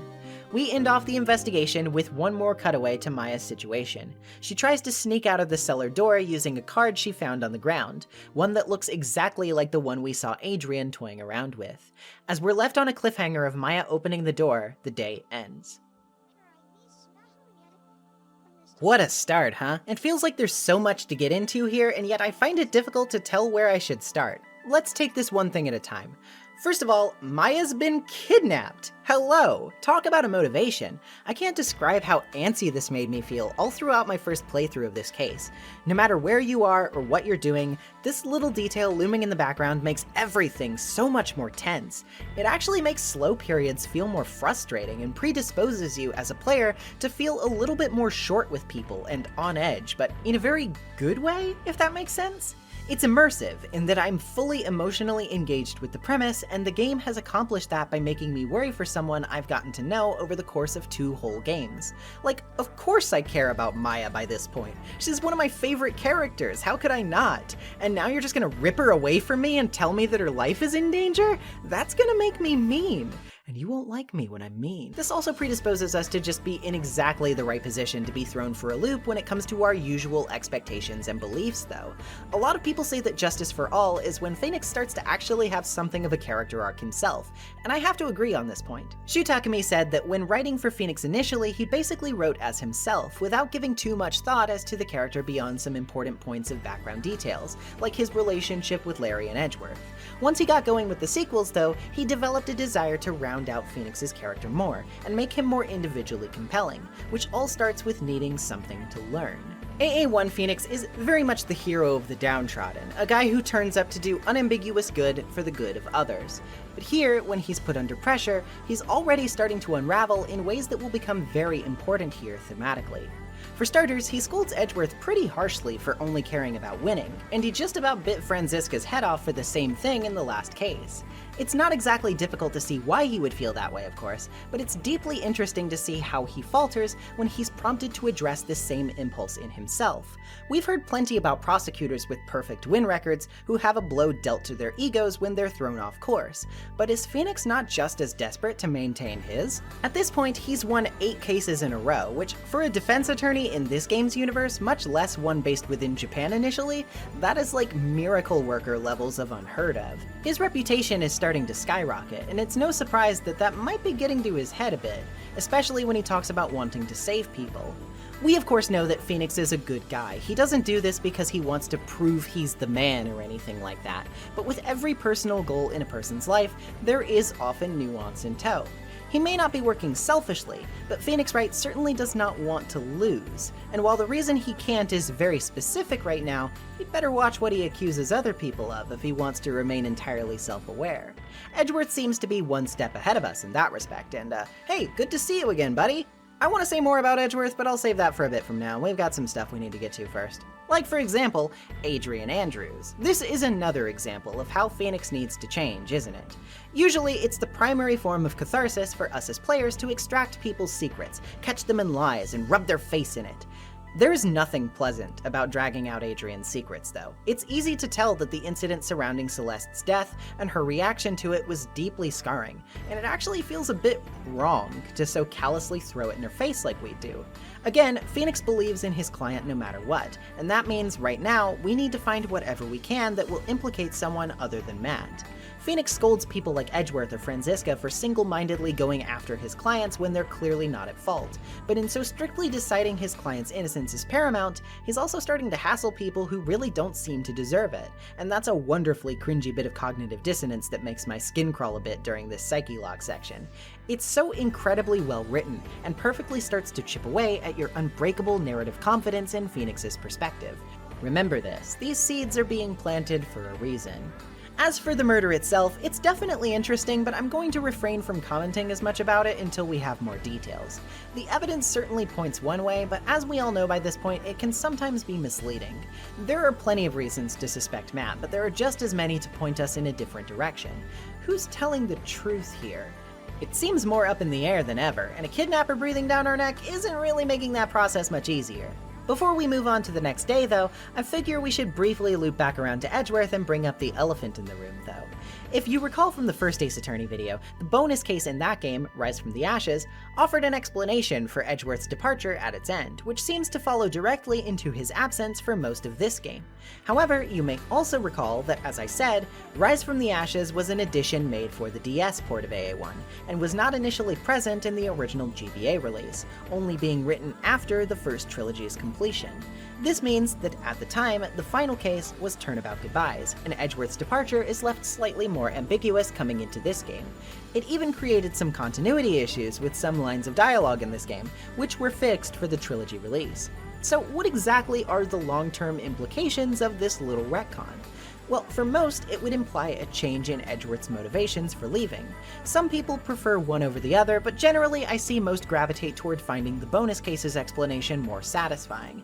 After being exposed to the corruption in the police force brought forth from the hands of Damon Gant, after knowing that he unwittingly presented false evidence, and after realizing he too could walk the same dark path as Gant if he remained so hellbent on punishing all criminals, Edgeworth says that he feels as if something within him has died. This part of him is what Edgeworth has been presumably grappling with in his time away, wherein he has pondered his life's trajectory until now and what being a lawyer really means to him. In this sense, we can gather that his attempts to find the truth alongside his rival were the wake-up call that he needed, the beginnings of something greater as he changed his perspective and finally came back with that lesson in mind, that victory is not what matters, only the truth. I've seen some claim that this makes more sense than him suddenly departing at the end of Turnabout Goodbyes, saying that his traumatic experiences should more or less be resolved, and it shouldn't spur him to leave. I don't really agree with this, though. For starters, Edgeworth's traumatic experiences are so drastic that I doubt he'll ever fully get over them. Things don't really heal like that, and he's fresh off of it, especially considering his mentor of many years was responsible for it. Secondly, I think seeing the way Von Karma ended up and reflecting on his own admiration for those methods would make someone like Edgeworth second-guess himself. I think going for a bit of a soul search is perfectly natural in that case, but I think it's equally understandable that his dramatic wording and lack of an explanation would give Phoenix the wrong idea.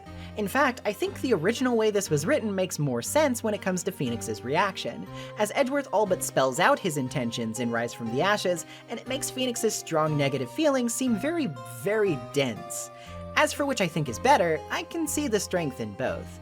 The retcon fleshes out Edgeworth's character more, and adds a bit more nuance to his earlier days of prosecuting, though I would argue it maybe swings a bit too far in trying to make him less morally gray.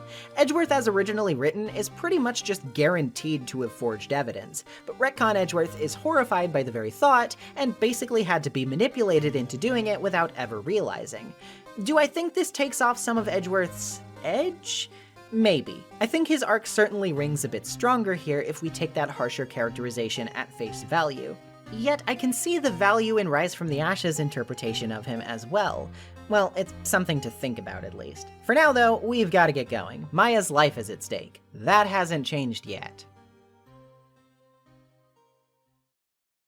We begin the trial day with quite the bang, literally. DeKiller contacts us over the transceiver and tells us he's given us a little present to hopefully make the trial easier. And once we get inside, Franziska isn't here. Where is she? Well, the bailiff informs us that she's been shot by an unknown gunman. Thankfully, we're quickly made aware that she'll be okay by none other than Edgeworth, who's here to take over the case for her. He says that she's currently undergoing surgery as she was shot in her right shoulder. Oh my god. And that since he's familiar with the details of the case, he'll be able to jump right in where she left off. Once again up first is Detective Gumshoe.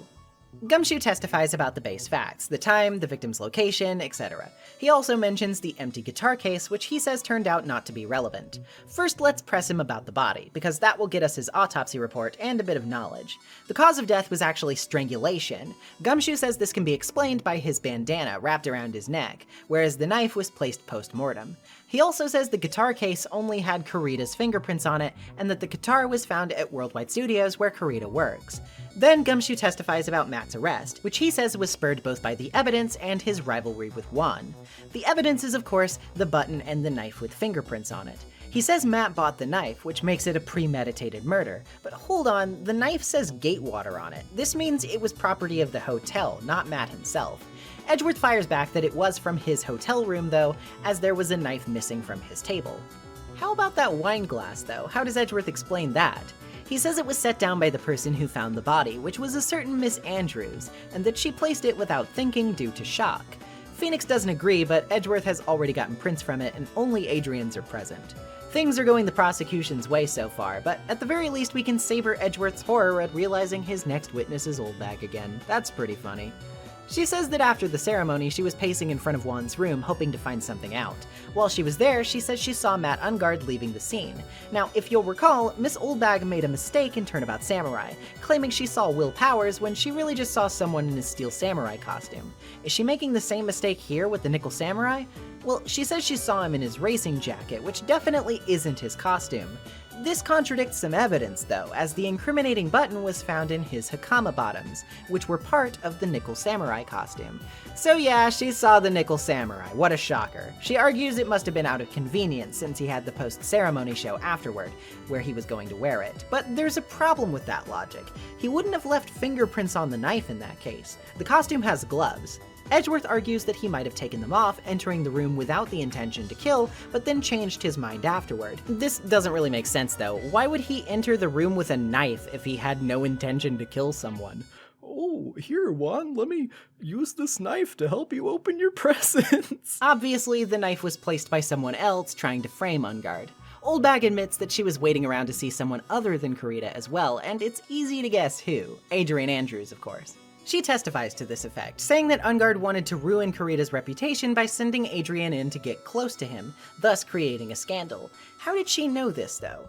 Perhaps she found out from a note, kept in a camera case from a camera that was stolen. Yeah, Oldbag stole Lotta's camera. What an upstanding citizen. She admits to it because she apparently thought Lotta was in cahoots with Ungard himself. Yeah, okay. With the camera confiscated, the photos within are examined, and it sure looks like the Nickel Samurai is exiting Kurita's room in one of them. There's something off here, though. The Hakama bottoms are dragging the ground in the photo, and usually they're above Matt's socks. This means a shorter person than him is wearing the costume here. Someone like Adrian Andrews, perhaps? The evidence certainly makes room for her to be responsible. Bad news, though. The judge wants to adjourn for the day to call Adrian tomorrow, but we need an acquittal today or else Maya dies. Fortunately for us, it seems Edgeworth expected Adrian's testimony might be needed and already subpoenaed her, which means we can move on to her testimony after a quick recess. That was very close. Matt is a little stunned at the idea that Adrian could have framed him, but says that she could have planted the button on him when waking him up, true. Mia also reminds us that finding Celeste's note could be a decent motive for her to kill Juan. When we get back into court, Adrian does acknowledge that she had a relationship with him, but firmly denies wanting to talk about it. She just sticks to the relevant details, saying that before the show she went to wake Matt, then went to Juan's room and found him dead. Feeling faint, she poured herself a glass of nearby tomato juice. For someone as cool and calm as Adrian, we're gonna need to throw her off her rhythm if we want to get anywhere here. Pressing around gets her to admit that she knocked the flower vase over onto the guitar case, but isn't that strange? In the crime scene photo, the guitar case is already open. If a vase fell on it, then wouldn't pieces be inside of the case? Not to mention the water should be in there too, instead of simply on the lid.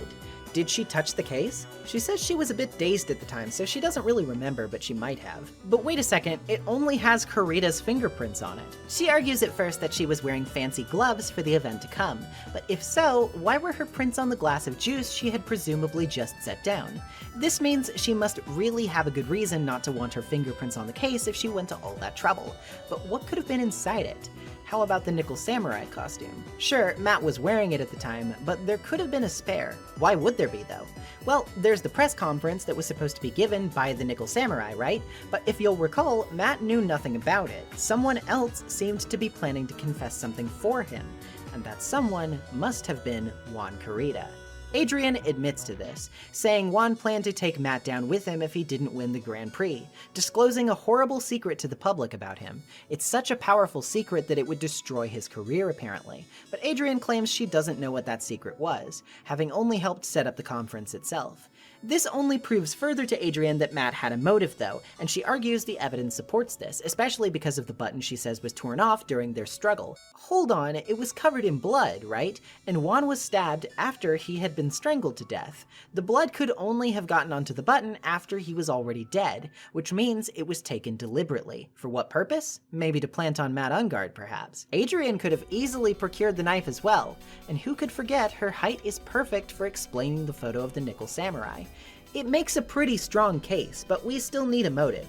Again, the judge tries to push the trial to the next day, with Phoenix slipping in his desperation and mentioning Maya.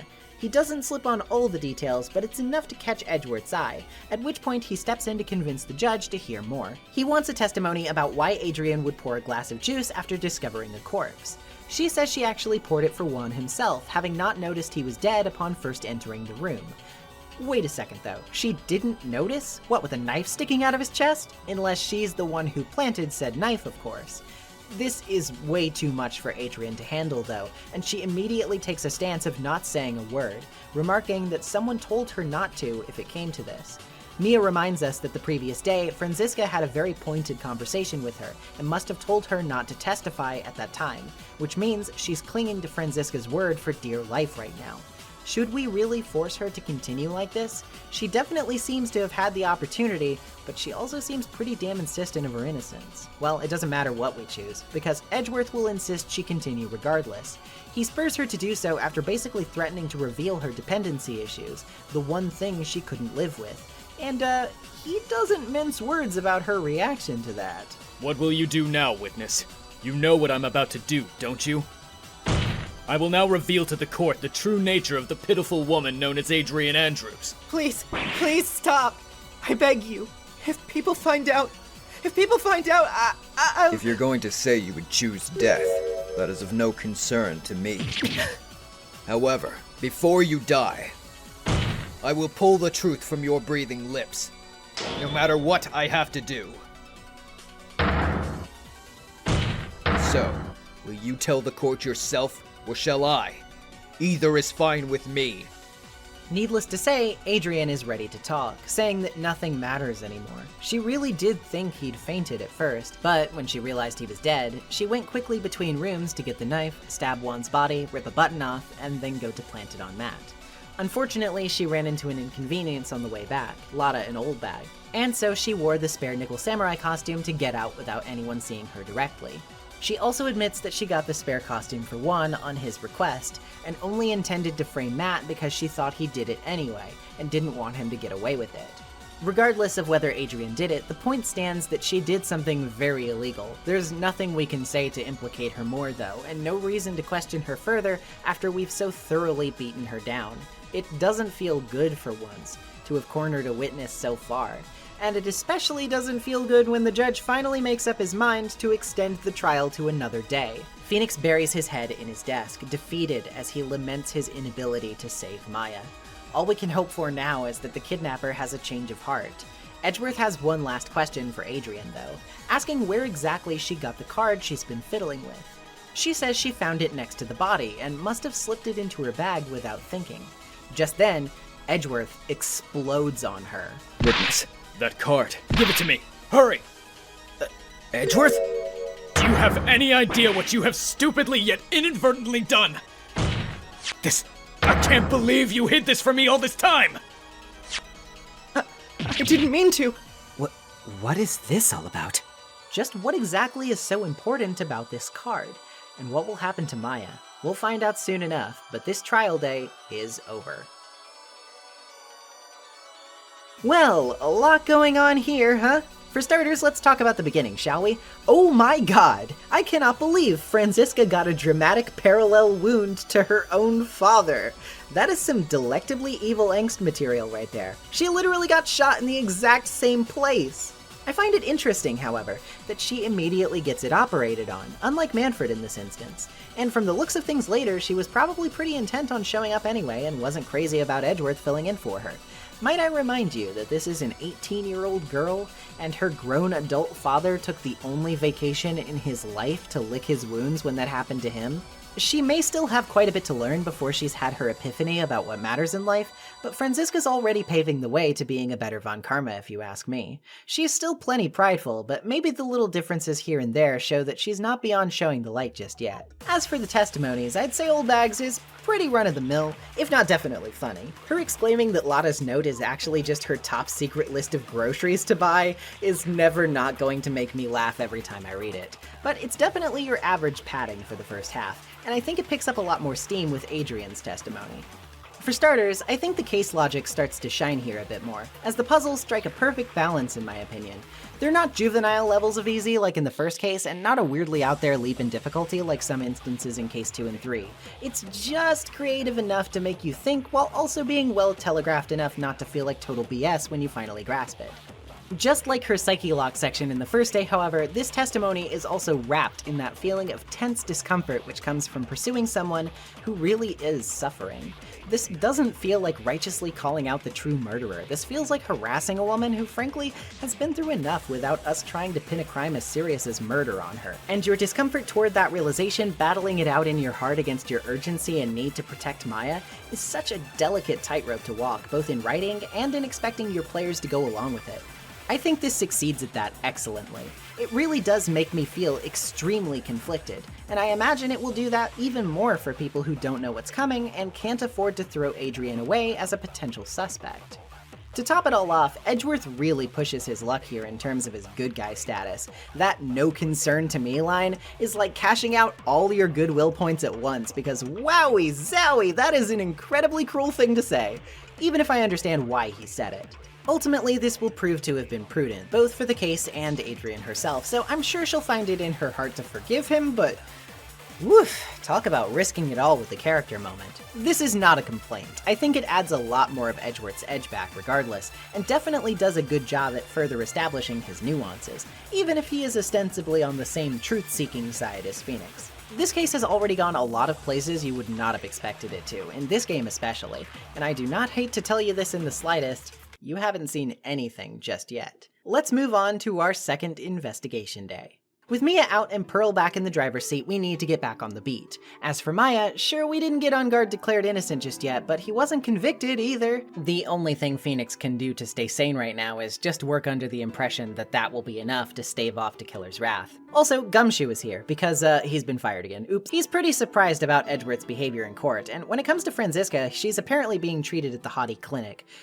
Oh god, no. Predictably, it seems the fake director's been creeping on her, but she's been quick to whip him, which, if anyone deserves it, it would be him. Phoenix actually shows up with tulips for her, though he immediately regrets it when she becomes smugly amused by it.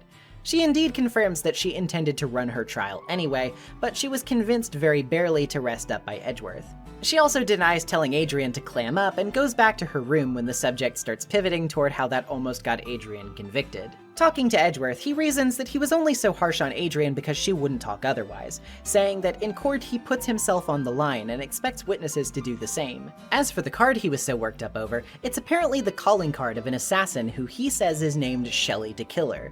Shelley is just the newest in a long line of the Dekiller family, and he leaves this seashell-like card as a mark of his calling wherever he goes, after killing a target. This means Juan Carita must have actually been killed by this assassin himself, and this means that even if Matt didn't kill Juan himself, he might have hired the guy. Phoenix still doesn't really want to believe it, but Edgeworth is worried about the possibility all the same.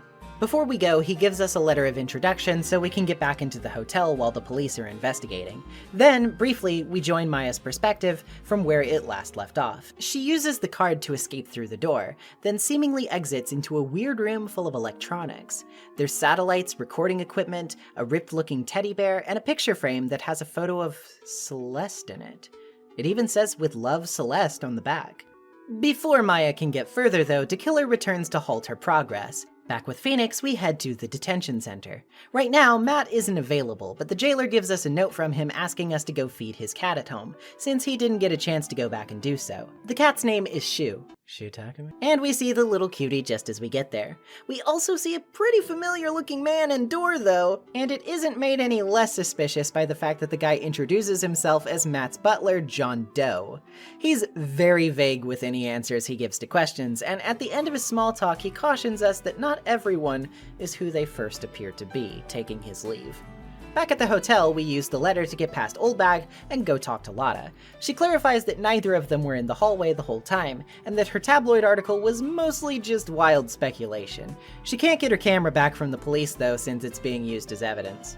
In Kurita's room, Oldbag's ugly crying until we interrupt, at which point she tells us about his mountain of gifted bears, which is a result of a story from his autobiography where he claimed to fight a bear one-on-one and become friends with it. Yeah, okay, sure, Juan. We've got some more important stories to hear though, as the kidnapper calls us. Thankfully, he accepts the request to give us one more day, but the reception goes bad before we can hear from Maya. What's up with that? Gumshoe tells us back at the office that sounds like electromagnetic interference to him, and might be the result of radio signals in the area mixing with that of the transceiver itself. Were there any strong radio waves in that room though? He helps us use a homemade bug sweeper of his to search for them, and eventually we come upon a strong signal coming from one of the giant gift bears.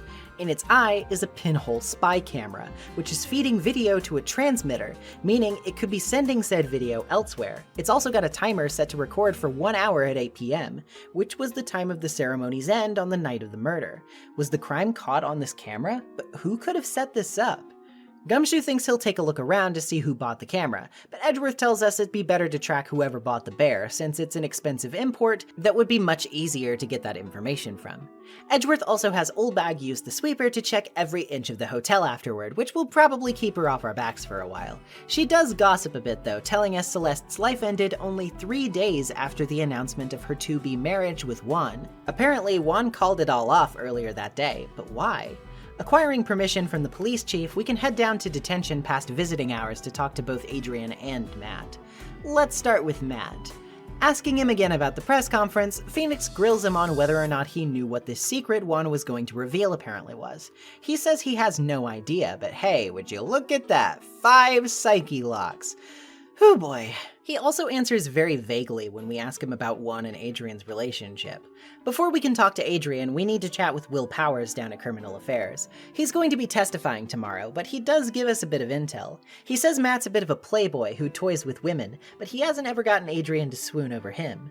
He doesn't know about where Celeste's note might be, but he says that he heard before her death that she had told her friends that the wedding was called off because, quote, "I may have been caught up with a truly insidious man."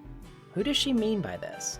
Maybe Adrian can tell us something. Well, she does reveal that she wanted to burn Celeste's note, thinking it would stop her from being toyed around with as a public spectacle. She won't tell us much more though, and when we ask her about her motive for framing Matt, all she says is that she wanted revenge, and further prompting gets us 1 psyche lock. Hey, at least it's not 5. Back at the office, Gumshoe's got some bad news for us and races down to share. He tracked down the purchase of the stuffed bear, and it was one Matt Ungard who bought it.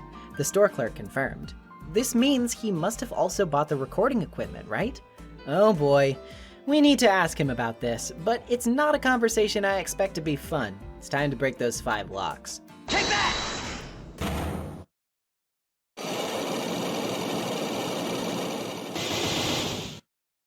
He says he knows nothing about Juan's plans, but the spy camera and transceiver prove that's a lie, especially since they were hidden in the stuffed bear he bought, 1 lock down. He wants proof he gifted the bear to Juan, so next we present the receipt, that's 2 locks. What was his motive in hiding the camera though? Maybe he wanted to catch Adrian meeting with him. Well, that's the wishful thinking version, but we really know what to present. The card. Can it really be? Is Matt the client of Shelley the Killer? What follows is one of the most chilling conversations in this trilogy, and for our purposes, I don't want to deprive you of any of it. Well, I guess it's probably about time anyway. About time for what? I think it's time for you to meet him now, Mr. Lawyer Dude.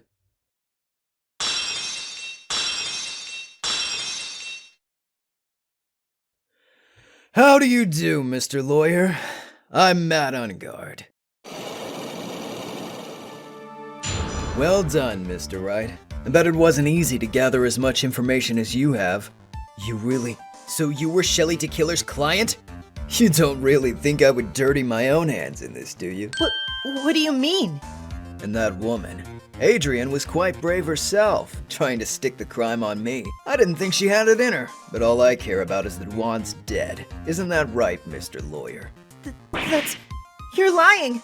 What a terrible— It's way past your bedtime, little girl. Go on and let us grown-ups talk about more adult things. But why? Why did you hide the video camera and— A weakling soon believes the words of others, just like that pathetic Adrian. He knew about Miss Andrews' secret? But I'm no weakling. I don't believe anyone, least of all assassins. What? Oh, come now, Mr. Wright. Assassins aren't above blackmail. They turn their clients into cash cows by holding the sinful deed over their heads. And a superstar like me?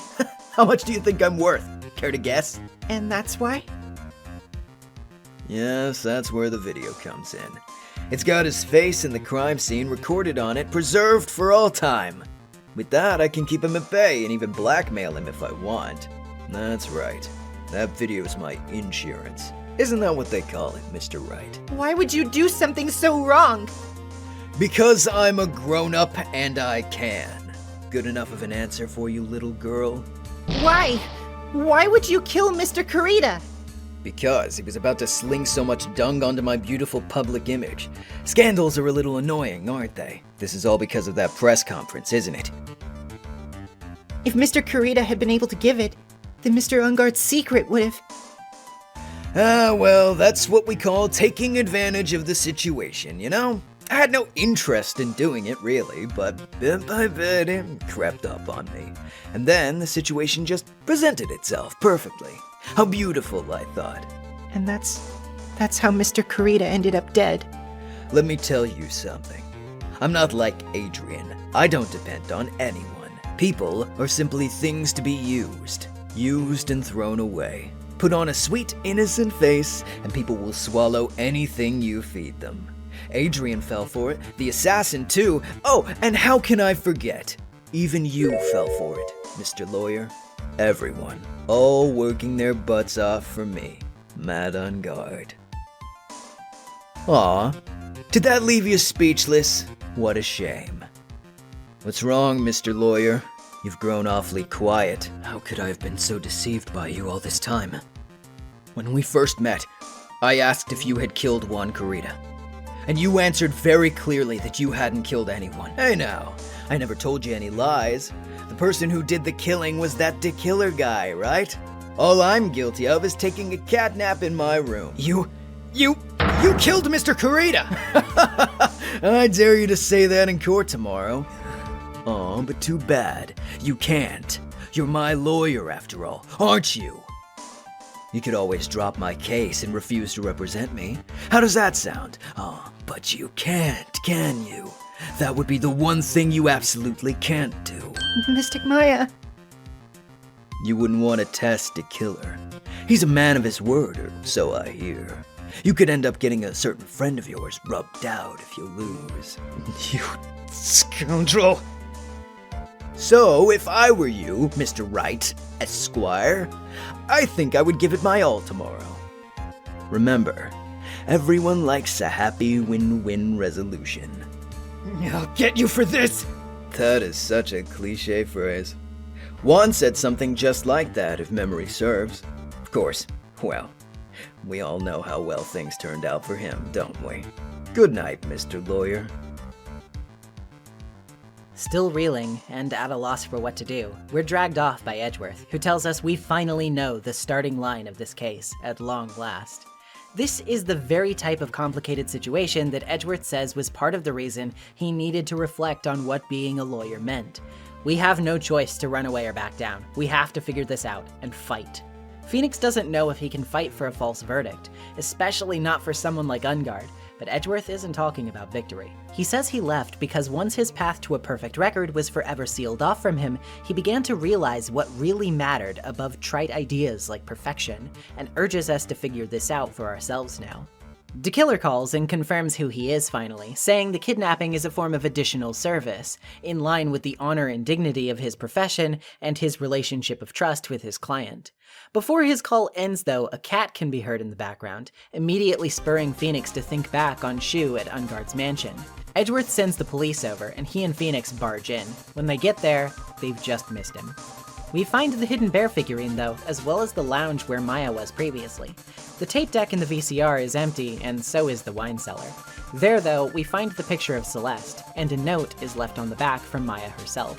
She knows the whole truth now, and tells us that no matter what happens to her, we'd better not let Ungard off the hook or she'll never forgive us. We've got one last thing to do before we can close out the day, though. It's time to break Adrian's final psyche lock. The real reason Adrian is framing Matt is because of Celeste, isn't it? The photo frame proves it. The lock breaks. It's time for Adrian to tell us everything. Apparently, Celeste and Matt were going out for a time, but he was just using her. When she left him, she went to Worldwide and fell in love with Juan. However, Matt told Juan about his relationship with Celeste from before, and rather disgustingly, Juan's pride made him begin to view Celeste as used goods, a hand-me-down that he couldn't marry because of her status of having been Matt's girl first. This sapped Celeste of all hope and led to her death. Adrian, who looked up to her more than anyone else, also became hopeless, and sought to follow in her footsteps as a result. This is the horrible truth of Adrian's motivations, to pin the crime on Matt to get revenge for what he did. As for the note, she was always prepared to burn it, and had even bought a lighter for the occasion. She was under the impression that Juan was hiding it to use in the press conference, and her entire reason for getting close to him, of course, was to find it. When she couldn't, planting evidence on Ungard was the last idea she could come up with. So, here we are, at the biggest crossroads we could possibly be at. Ungard is guilty. This is a fact. But if he's not acquitted, Maya dies. The only way to get him acquitted, however, is to pin the crime on Adrian, a completely innocent, tormented woman who has been destroyed because of the petty rivalry of these two men, and the chaos they've left in their wake. Either way you look at it, someone's life is going to come crumbling down because of us. That's a very unenviable spot to occupy, as this day draws to its close. Talk about really pulling a 180 on your audience, huh? In retrospect, it's been so obvious the whole time that Matt was guilty, but the only reason you would have to continue believing in him is because that's how Ace Attorney has always worked until now. No matter the odds, no matter how bad it looked, we've been encouraged to believe in our clients time and time again, and that belief is always rewarded. It's practically a theme of the series, how all of our defendants are usually down, out, and have nobody to believe in them until we show up. Phoenix himself dedicated himself to that belief because of the way he also felt alone and afraid in the past. And now, here we are, having that belief thrown back in our faces. It is such a shock to establish a reliable, well-cemented formula like that, only to take it away and hit us with the gravity of that situation, because of course you're not always going to be defending an innocent person as a defense attorney, right? That's just how the job goes. But this is the first time it's happened to Phoenix, and it stands to reason that both he and we as players will be blindsided by that idea. Matt is such an incredibly smug asshole of a villain. He's just as over the top in terms of his cruelty as someone like Von Karma, but I actually find him a little more entertaining solely because of how he spices it up with a bit of horrid charisma.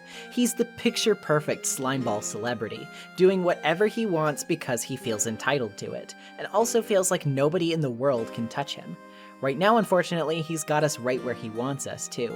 When I first broke those psyche locks and had that conversation, I don't think I had ever felt as immersed and directly antagonized by a video game character before. This was a formative experience for me, storytelling-wise, of feeling like while playing a game that I was personally being screwed with by its antagonist, and I wanted more than anything to take Matt down. This frustration is building for a purpose, don't you worry. That catharsis is going to be so damn sweet when it finally hits, and that just makes all of this nigh on perfect from top to bottom. I think it's also kind of interesting, frankly, that while you hate Matt, you've got plenty of reason to hate Juan, too. Like, what a horrible thing to do to Celeste. How sick to drag her death, which was your fault, into the proceedings after the fact, too, like it was just another chess piece to wield in your stupid game. I hear one of the stage play adaptations of this case tries to make Juan more of a sympathetic character whose relationship with Celeste was sweet, and maybe it's good, I don't know, I haven't seen it, but personally I prefer this extra dimension to the case. It just makes it more nuanced, and to me it perfectly centers our focus on who the real victims are here, that being Celeste and Adrian. With that weighing on our minds, it only makes it even more difficult to reconcile Adrian's potential fate moving forward, and makes Phoenix's internal conflict so much more meaningful in my eyes because of that. She really is the only one left that Matt hasn't gotten his way with and destroyed, and we're the only thing standing between him and that inevitability. Will we really let him get his way again, even if it means saving Maya? Hell, even Maya's telling us not to do it, knowing full well that she could die if we don't. It's hard to argue with that, but still. The only hope we have left, it seems, is to somehow convince the killer to set Maya free. But how in the world are we gonna do that? At this point, there's no way of telling, but maybe we'll find something out before our final court day ends. At least, we'd better.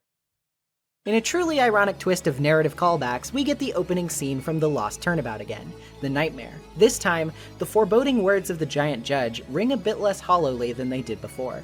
Are we worthy of our title, as we stand in court to prove a murderer innocent? At least Mia's back, even though Matt's doing his damnedest to mock us all the while. Phoenix even mistakenly yells at Gumshoe on the phone, thinking it's him. But when the mistake is cleared up, he says he's going to keep looking around for Maya, so we should try to stall as long as we can to give him some time. Kicking off the proceedings, Edgeworth lets the judge know about the significance of the card from the previous day, and squarely sets the focus of the day on finding out who hired Shelley to kill her. He then calls Powers to testify, who says he witnessed Matt interacting with the bellboy after the awards ceremony. Pressing him reveals that Matt gave the bellboy a tip, and it was apparently pretty huge, a fat roll of cash to be specific. It's pretty obvious what this payment was for, right? And to top it all off, Powers remembers another instance where he saw the bellboy. This time he was going to the bathroom, and he saw the bellboy exiting Karita's room. He thinks it was pretty weird that the bellboy exited the room empty-handed, sure that it was because he was the assassin. We can throw him off by presenting the wine glass, though, because there was a tray under it in the room, meaning it wouldn't have been strange for that to be what he brought for Juan, and then left behind. That wasn't the end, though. Powers saw him immediately after knock on Matt's door and hand something off to a person inside, though he didn't get a good look at them. The item, Powers recalls, seemed to be some kind of wooden statue. Could it have perhaps been the bear figurine we found at the Ungard mansion? Well, yeah, that's exactly what it was. And Edgeworth isn't shy about letting the court know where we found it, since we were together at the time. This casts aspersions on Matt yet again, but before the judge can call anything, Phoenix asks about the person receiving the bear again. Powers still can't recall who it was, but does say he saw the arm of the nickel samurai costume reaching out. Afterward, Phoenix reasons that Ungard was asleep before he was arrested, so he wouldn't have had time to bring the bear to his own house. But of course, Edgeworth responds that since Matt and DeKiller were working together, DeKiller could just hide it there himself. Once again, we stave off a verdict by arguing that Powers had no way of knowing who was in the nickel samurai costume when the bear was received. The only option we have when it comes time to suggest another party is Adrian, of course. The whole court is not having it, but Edgeworth will call Adrian to humor us as the court takes a recess. It seems that all of a sudden Pearl has lost her connection with Mia, saying she was pulled away by a strong force. Gumshoe calls saying he has no leads on DeKiller's location so far, but before we can despair, Mia returns to Pearl, having gotten a look at Maya's surroundings just now because Maya channeled her. She says Maya is not in good condition and is being starved. She could see the very big circus about 300 feet away from Maya's window though, which also had a letterbox outside and seemed to be on the 3rd floor. That's enough info for Gumshoe to gun it. But let's just pray he makes it in time, because we are stretched thin here. Time for Adrian to testify about the bear figurine. It was a gift she gave to Juan, and it's actually an elaborate puzzle from Switzerland. It can be taken apart in order to reveal a small cavity at the center, like a jewelry box. Without knowing the correct order though, you couldn't open it without breaking it. Only Adrian and Juan knew how to solve it, and inside is Celeste's note, at long last. The judge reads it out and recounts how she was in despair after she was used by Matt, and how he ruined her engagement afterward. This, Adrian argues, was Matt's motive for killing Juan, as he was going to reveal this note at the press conference. Phoenix argues that because the note was hidden in the bear, Matt couldn't have known that Juan had it, just like Adrian didn't. But Edgeworth reminds us of the spy camera, which was just the latest of supposedly many instances in which Matt had spied on Juan. He could have known for sure. What else do we have at this point to drag things out? Well, we can argue about the legitimacy of the note, since the handwriting hasn't been tested. The judge is willing to have it looked at, but moves to extend the trial to tomorrow again. Maya doesn't have that kind of time. Not only that, but Gumshoe calls in the middle of court, saying that they found DeKiller's hideout, but he got away again. Throwing the phone to Edgeworth, Edgeworth simply hangs up on him, but buys us one last chance by asking for a 30-minute recess, during which he'll be able to have a handwriting analysis finished. The judge agrees, and we roll out to check up with Gumshoe.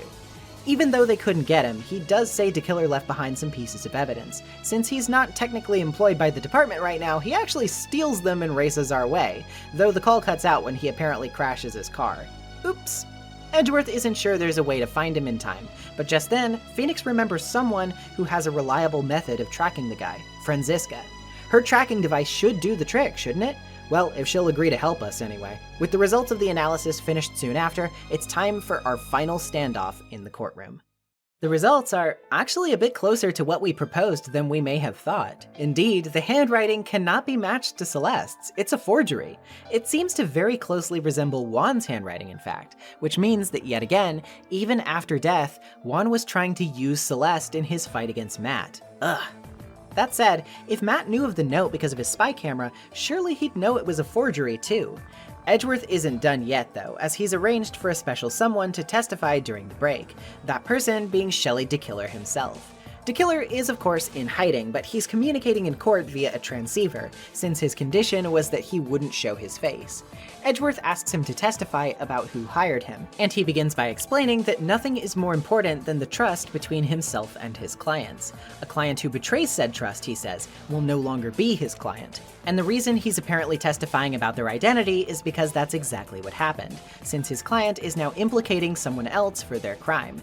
However, when pressed on the person's identity, he says it was Adrian. Apparently, this is not what he told Edgeworth earlier, and the prosecutor is none too pleased about that. Adrian pleads that she isn't guilty, but there's plenty here to sink her if we chose to do so. Phoenix can't make himself do it, and so requests that DeKiller keep testifying, to which he is confused but agrees. Starting to name examples of Adrian's apparent breaches of trust, he talks about the crime scene tampering first. During this, he says something about how Adrian knew Juan was dead but pretended to discover the body. But wait just a second, why would she have poured a glass of juice for Juan if she knew he was dead? Recall how she said that she did that specifically because she hadn't noticed yet. Beyond that, if she planned this, wouldn't she have wiped her prints from said glass? Does DeKiller even know Adrian?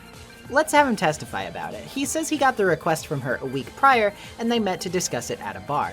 Phoenix presses on the issue, asking if DeKiller physically met Adrian, to which he confirms that he did, saying he never takes mail or phone requests because as part of their mutual trust, he needs to look a client in the eye.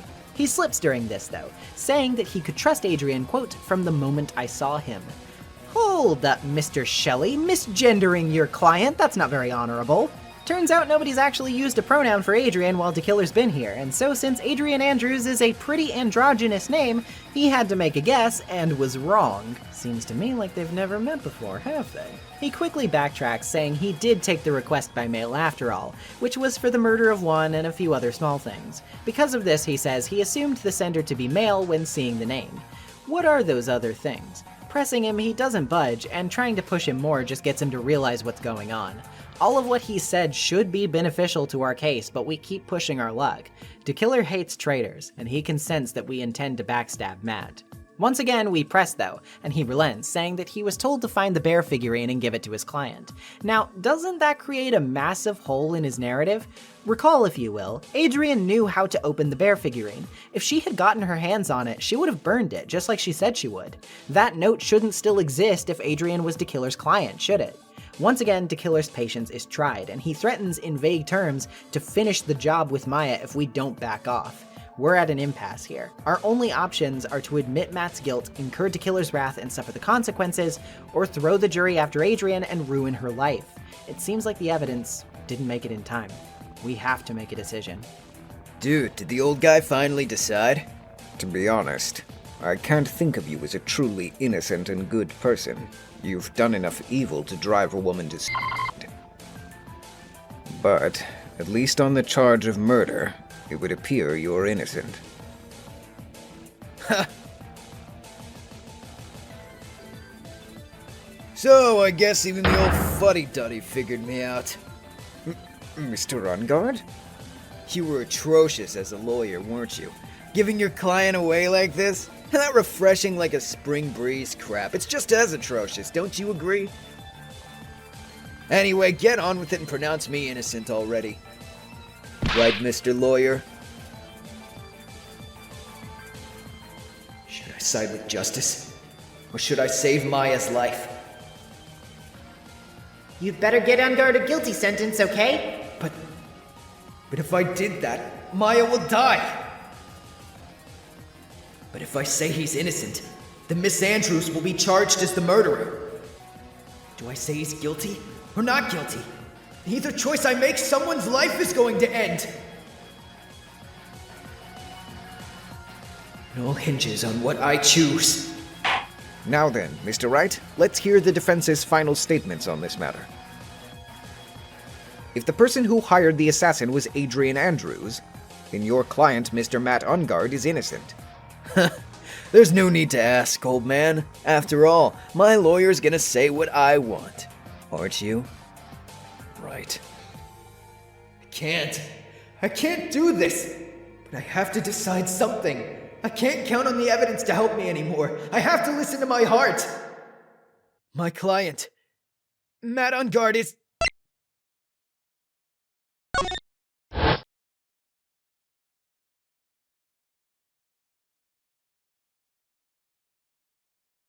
We are waiting for your answer, Mr. Wright. Matt Ungard, your client deserves an answer. Maya, I'm sorry.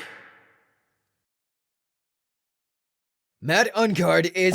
Objection! Franziska von Karma! What are you doing? Ow! You see now, don't you, Mr. Phoenix Wright?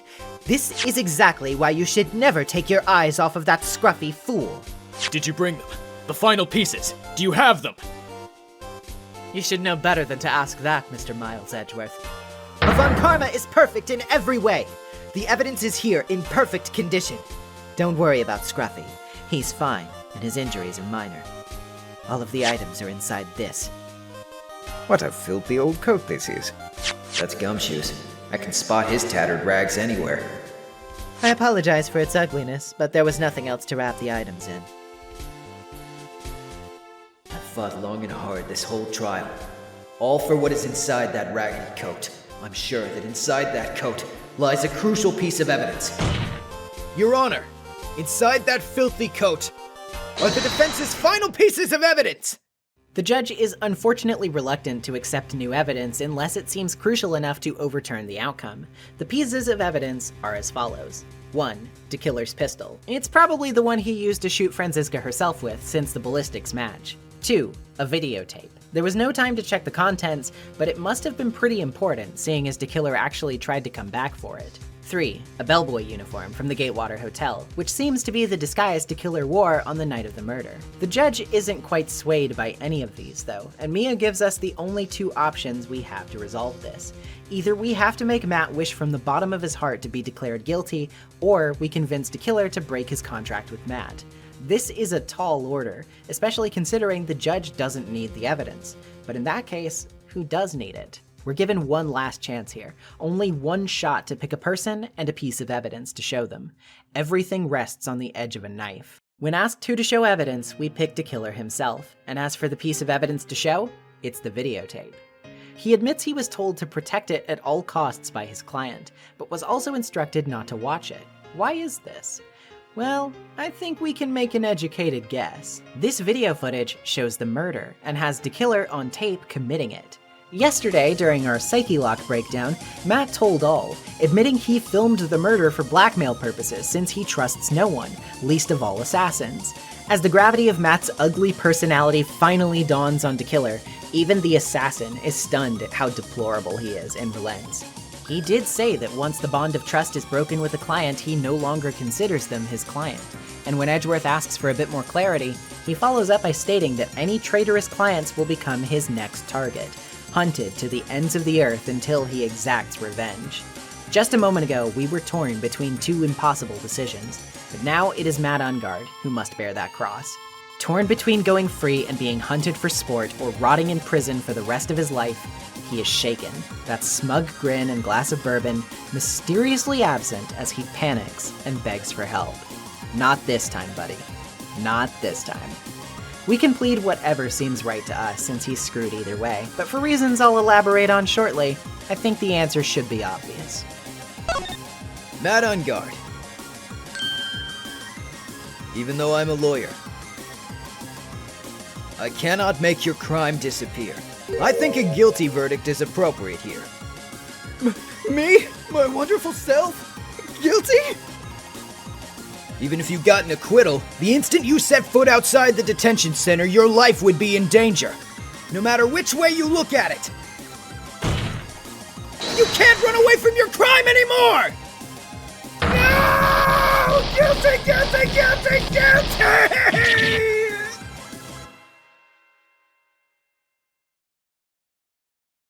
And now, it's finally over.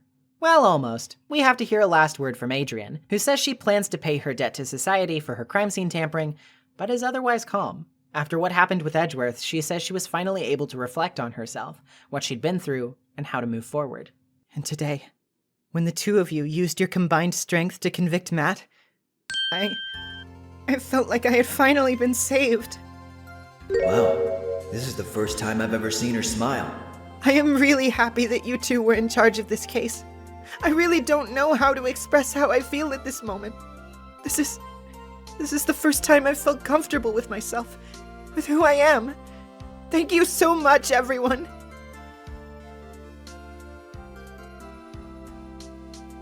Though the judge isn't entirely sure of what's just transpired, everyone is happy, and that's good enough for him. The court is finally adjourned, with Mia asking us to reflect on the enormity of what this occasion has meant for us. This is the first time we've not gotten our client an innocent verdict. Our path to perfection has also been sealed off. Now we, too, can recognize that there are more important things than getting the verdict we think we want, right? That's why I think guilty is the right answer. Beyond just thinking Matt should languish a bit with what he did, this is thematically important for Phoenix. He needed this wake-up call after everything, and he needed to arrive at the same answer he helped Edgeworth to reach. Ironically, the words of Richard Wellington from the first case ring surprisingly poignant here, if you'll recall. Who are you? What are you? That's something you haven't figured out for yourself yet. Well, now, at long last, through trial after trial and the most enormous decision we've ever been faced with, we have. Maya is now safe in police custody, but not everyone is all smiles. Franziska is confused. She's troubled by the idea that Phoenix can be happy now that his perfect win record is crushed, but Edgeworth says she'll probably understand in due time. We prosecutors use anything we can to attack the defendant, but every time we did so, Objection! no matter how desperate the situation, instead of giving up like most people, that man would hold strong with his undying faith. And then, before I knew it, I began to trust in that man as well. What? You trusted your enemy? It doesn't matter how many underhanded tricks a person uses. The truth will always find a way to make itself known. The only thing we can do is fight with the knowledge we hold and everything we have. Erasing the paradoxes one by one. It's never easy. We claw and scratch for every inch. But we will always eventually reach that one single truth. This, I promise you. Enraged by her own perceived imperfections, Franziska throws away her electromagnetic receiver, as well as her whip. Phoenix takes it just as Maya arrives and comes in for the big old bear hug we've all been waiting for. Since she missed her feast at the hotel, she proposes we hold another one now that she's back.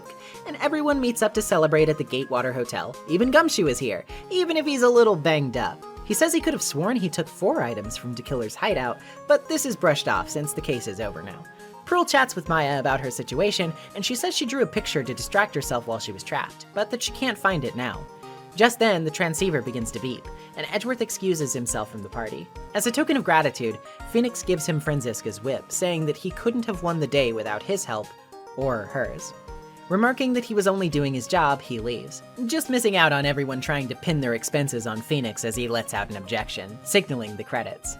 Once again, we get a little roll call of everyone we've met. Maya is amazed she survived 3 near-death experiences. Pearl is making secret reservations for Maya and Phoenix at the Gatewater Hotel. Gumshoe's back on the force after Edgeworth argues he'd be a menace to society if he was let off the hook. Maggie is starting a new job as a waitress. Director Hottie is reminiscing about Franziska beating his ass. Max is planning a trip to Zimbabwe with Regina. Mo and Ben are practicing their new routines. Oldbag has been forgotten about at the hotel as she's still using the bug sweeper to check it up and down. Adrian says that Franziska told her she could consult her about anything at all in the future. And DeKiller takes a much-needed vacation from the murder-for-hire biz before his transceiver finally busts. But before the game ends, there is one more scene. Now's finally the time to take a step back and talk about someone I've been meaning to get into more deeply for a while now. Yep, it's Franziska von Karma herself. Edgeworth tracked her to the airport with the receiver, since Gumshoe's coat got mixed into her luggage. She notices the 4th piece of evidence he mentioned in the coat pocket, but again dismisses it as the case is already over. Before we move on, let's double back for a second. This entire game so far, Franziska has been stuck in her ways. She's had a view of the world, and much like Edgeworth before her, she's had it challenged. Having been raised from birth by someone like Manfred, I'd argue it's going to be very difficult for her to deprogram herself from the expectations and philosophies he held. Some could, and certainly do, choose to interpret this as Manfred being abusive, both to her and Edgeworth alike. And while this isn't necessarily supported directly by the text, I can understand why people would project that onto them. He wasn't exactly a great guy, now was he? That said, regardless of whether he did or didn't, I think it's pretty easily concluded that his perfectionism would set up high expectations for Franziska regardless, as she would strive to mimic her father's ideals and would not want to fall short of them. For someone with standards as strict as Manfred's, a guy who literally toted around a bullet in his shoulder for over a decade because he didn't want to endure the humiliation of getting surgery, yeah, I'd say the deck was stacked pretty highly against her turning out like a normal person. So now, here she stands, still barely an adult, and only just now discovering that things can't always go her way. Edgeworth had time to soul search and deconstruct his previous notions of things, but he's got quite a bit of time and wisdom on her, and Franziska was raised by Manfred for longer than Edgeworth was. Still, she has now lost her opportunity to be perfect, as he would consider it, and she's even gotten shot in the same place he did. This is where their differences lie. To her right now, that feels like a failure. But it isn't really, is it? Because who should want to be like her father, right? Manfred got shot while doing something truly evil and selfish. Franziska got shot and immediately took a different path. Instead of refusing treatment, licking her wounds and hiding away, refusing to change, she accepted help. She got back up, and she even came in clutch to save the day. She may still be acting spoiled, but she's lashing out. She's confused, but she did the right thing. She's just as responsible for saving Maya as anyone else is, even though she tried to get her declared guilty not too long ago. And now, two siblings stand face to face, reconciling the grievances they share and accepting the weight of their burdens, to step out of their father's shadow and begin new lives, even when it is so difficult. It's as a dear friend of mine put it once. Von Karma is a burden they carry between themselves now, each in their own way, but inarguably so. For Miles, it has always been a lash over his head. For Franziska, it has always been the fire at her heels. He does not know if she has forgiven him for being the first Von Karma prodigy without even carrying the name proper. Does not know if she ever will. But he suspects it is just as much a matter of delicacy for her as it is for him. It was all of this weight, all of this context that flashed through my mind when reading this final scene for the first time. As I sat in a camper on a trip out to the woods, curled up with my old gray clamshell DS, I saw this, and something just really clicked with me about it. What are you going to do now? That's none of your business. Are you running away? Shut up! You don't understand a thing. You can't possibly understand what it means to be Manfred von Karma's daughter. Franziska. So many expectations from everyone around me. Expectations I must fulfill. I'm expected to win no matter what, and failure? Such a thing is not an option for me. My father was a genius, there's no doubt about that. But me? I'm no genius. I've always known that. But I had to be one. I had to! You may not be a genius, like your father, but you are a prosecutor. You have been, and always will be. No, I'm not. Not anymore. I've even thrown my whip away. Speaking of that, Wright gave me this to hold on to. Right. You knew something like this would happen, didn't you? I'm going to say this again. We prosecutors do not fight for personal honor or pride. I hope you will think deeply about what you should be striking down with that whip. You haven't changed a bit. You've always left me alone, walked on ahead without me. Miles Edgeworth, I've always hated you. And then, finally, my chance to take my revenge on you arrived. If I could win against that man, If I could make Phoenix Wright bow down in defeat, then this girl you left behind would have risen higher than you. That was supposed to be my revenge. I see. You know, I can't do it. I can't change who I am. I can't throw away everything I've been until today. I believe you can. Just like how Adrian Andrews did. Adrian Andrews? You were going to use her during the trial, right? But you were dependent on your father by using his tactics. Isn't that right? Today, you chased after me, after I'd left you behind all these years. And that's why we're standing here now, side by side. But I have no intention of stopping. If you say you were going to quit your walk down the prosecutor's path, then this is where we part ways, Franziska von Karma. I am Franziska von Karma. Don't think I'm going to walk in your shadow forever. Our battle begins now. So you had better prepare yourself, Miles Edgeworth.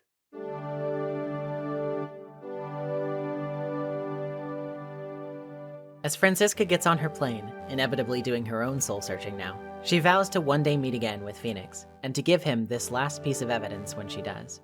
What is it? Maya's drawing. A doodle of Phoenix's face over the shell card. A light in the middle of the dark. And that's the end of Phoenix Wright Ace Attorney, Justice for All.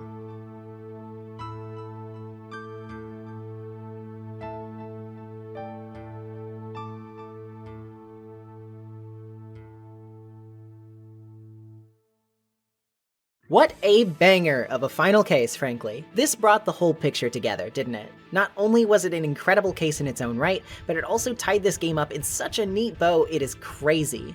This game has very much been a character study of Phoenix, of Edgeworth, and of Franziska. All of them coming at the same topic from differing perspectives. And that topic is what it means to really be a lawyer within Ace Attorney's world. For Phoenix, like I said, this is the first big character arc he's been given beyond just stepping up to the plate and becoming a hero of the people. Now he needed to put his money where his mouth was and discover where his ideals truly were. Torn by such an impossible decision, his answer before Franziska busted that door down spoke to his core. And in fact, if we had presented the wrong evidence at the end, we would have even gotten a bad ending that reflected this. With Matt declared innocent and Adrian found guilty, Phoenix would have been so ashamed that he ran out of the courtroom, never seeing Maya again, and giving up on being a lawyer altogether, declaring that the miracle never happened. Or, if you were playing the original English DS release, declaring that the miracle never happened. This is one of the most infamous typos in the whole series and has been memed to hell and back. Figured I couldn't go without mentioning such an important piece of long-standing fandom lore anyway. Now he's also free from the path of perfection as Von Karma saw it, able to take heart and inspiration from the very path he set Edgeworth on. Edgeworth's change, too, will spur on Franziska, who is finally far enough from the grasp of her own insecurities to begin seeing past them, and to cultivate an identity and strength for herself because of it. And speaking of strength, how about that sidecast? I've already talked a lot about how great Matt is as a villain, and how Juan rounds him out surprisingly well, but let's get a standing ovation for Adrian Andrews, huh? She is so complicated, and yet so effortlessly sympathetic. Her veneer of strength only becomes more heartbreaking the more you learn about her, and she's the perfect emotional obstacle to make you seriously think about your actions after 2 games worth of muscle memory. Seeing her finally free from her turmoil at the end, smiling brightly as she realizes the nightmare is over, genuinely makes me choke up every time I see it. I am so happy for her. She deserves the world. Everything about this case, from its divergence from the status quo, its effortlessly reprehensible villain, the return of Edgeworth, getting to cross-examine a serial killer on a walkie-talkie, bear hunt, the return of so many charming side characters, the surprisingly well-crafted story of both Celeste and Adrian, all of it is masterful. It also has some of my downright favorite tracks on the OST, which I've saved until now to mention directly since now they're not spoilers. Those are Hotline of Fate,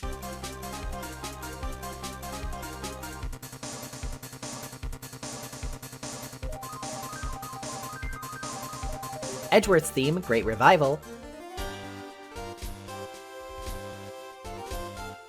as well as its reprise for Franziska,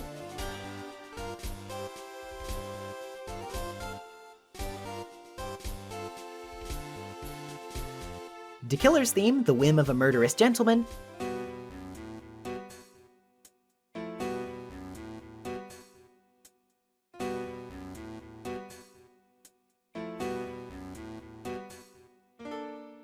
and the credits theme, which remains my favorite credits theme of the entire series. Farewell My Turnabout, for this reason and many others, is for my money easily one of the best cases in the entire franchise. It just does everything you could want and does so without skipping a single beat. You really feel like a big damn hero at the end of all of this, and more importantly, like you've really learned something valuable. It's a wonder that Phoenix has anything left to learn by this point, right?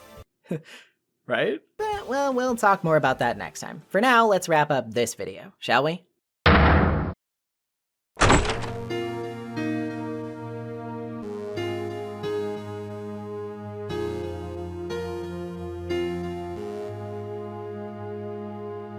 Justice for All to this day remains the most polarizing of the original Ace Attorney trilogy. And yeah, I get it, its quality vacillates quite wildly over its runtime. It goes from being kinda mid, to pretty awesome, to kind of bad, to amazing over the course of just 4 cases.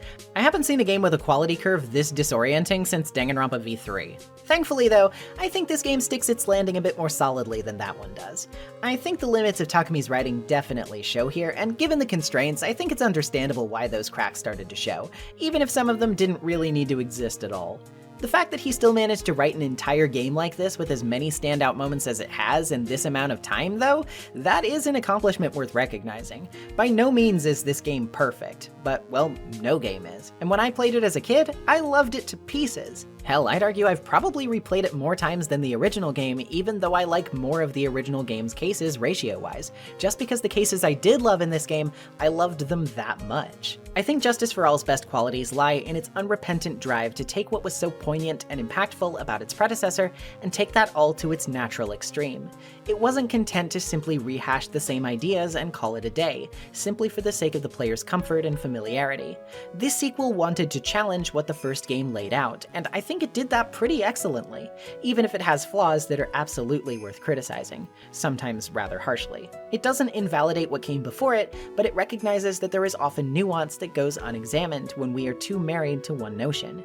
If we only see from one perspective, we're looking at an incomplete image. Only once we see from the eyes of another, from the eyes of the unheard, will we be able to truly form a complete vision. The truth is a fickle thing, intangible though we often reach for it because it is always shifting, changing from person to person. The truth can be uplifting, it can be cruel, and it can even be so devastating that we lose all hope. But it can also be our power, our shining light which will eventually guide us to where we need to be. The truth is neutral to our imperfection because the truth is often that we are all imperfect. We seek a truth that will validate our lives, our experiences, and our efforts, but in the end, no one can gift us that perspective but ourselves.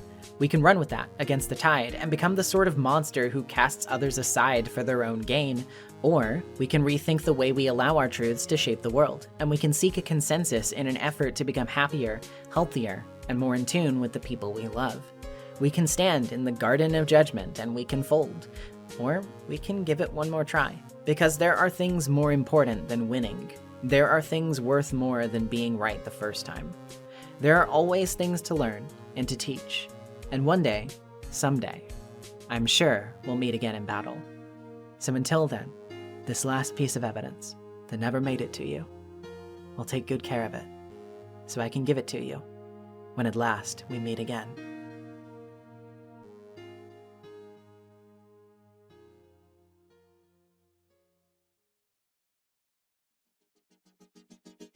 And that's the end of the video, finally. We've got one more video in the Ace Attorney trilogy left to go, and then I'll be taking a break from this franchise to do other things, starting with that 50k special I've been promising. That doesn't mean I won't be returning to Ace Attorney sometime in the future though, so keep your eyes peeled. As always, thank you so much if you watched this video all the way to the end. Your support is greatly appreciated. Please consider liking and leaving a comment, as it does wonders for the algorithm and helps my videos get recommended to more people. Subscribe and ring the bell if you haven't already so you can see my new videos and announcements when they happen. For a more direct line of support, you can chip in over at my Patreon or Ko-fi, both linked in the description, or become a YouTube member for as little as $1. If you drop at least $10 on my Patreon, by the way, I've recently started uploading full versions of my new videos a few days before they go up for the public, so there's that too. Follow me on social media linked in the description as well if you're so inclined, and tell me what you thought about the game. Give me video topic recommendations, or even just send cool fan art for a chance to get it featured in a future video if you feel like it. And now, let me thank some of my wonderful patrons, those being Serena Midori, Shogun DX, Friend of Dracula, MJL, Ali Oliver, Claire Meeboon, Noelle Hadley, Kirby SS44, Evanisha, hope I pronounced that right, Maho Stars, Joseph Adams, and Weecon. Thank you so much once again for watching, and I hope to see you next time for the final installment of the original Ace Attorney trilogy. Get ready, because we're gearing up to talk about one of my favorite adventure games of all time, that being Phoenix Wright Ace Attorney, Trials and Tribulations. Take easy, peace.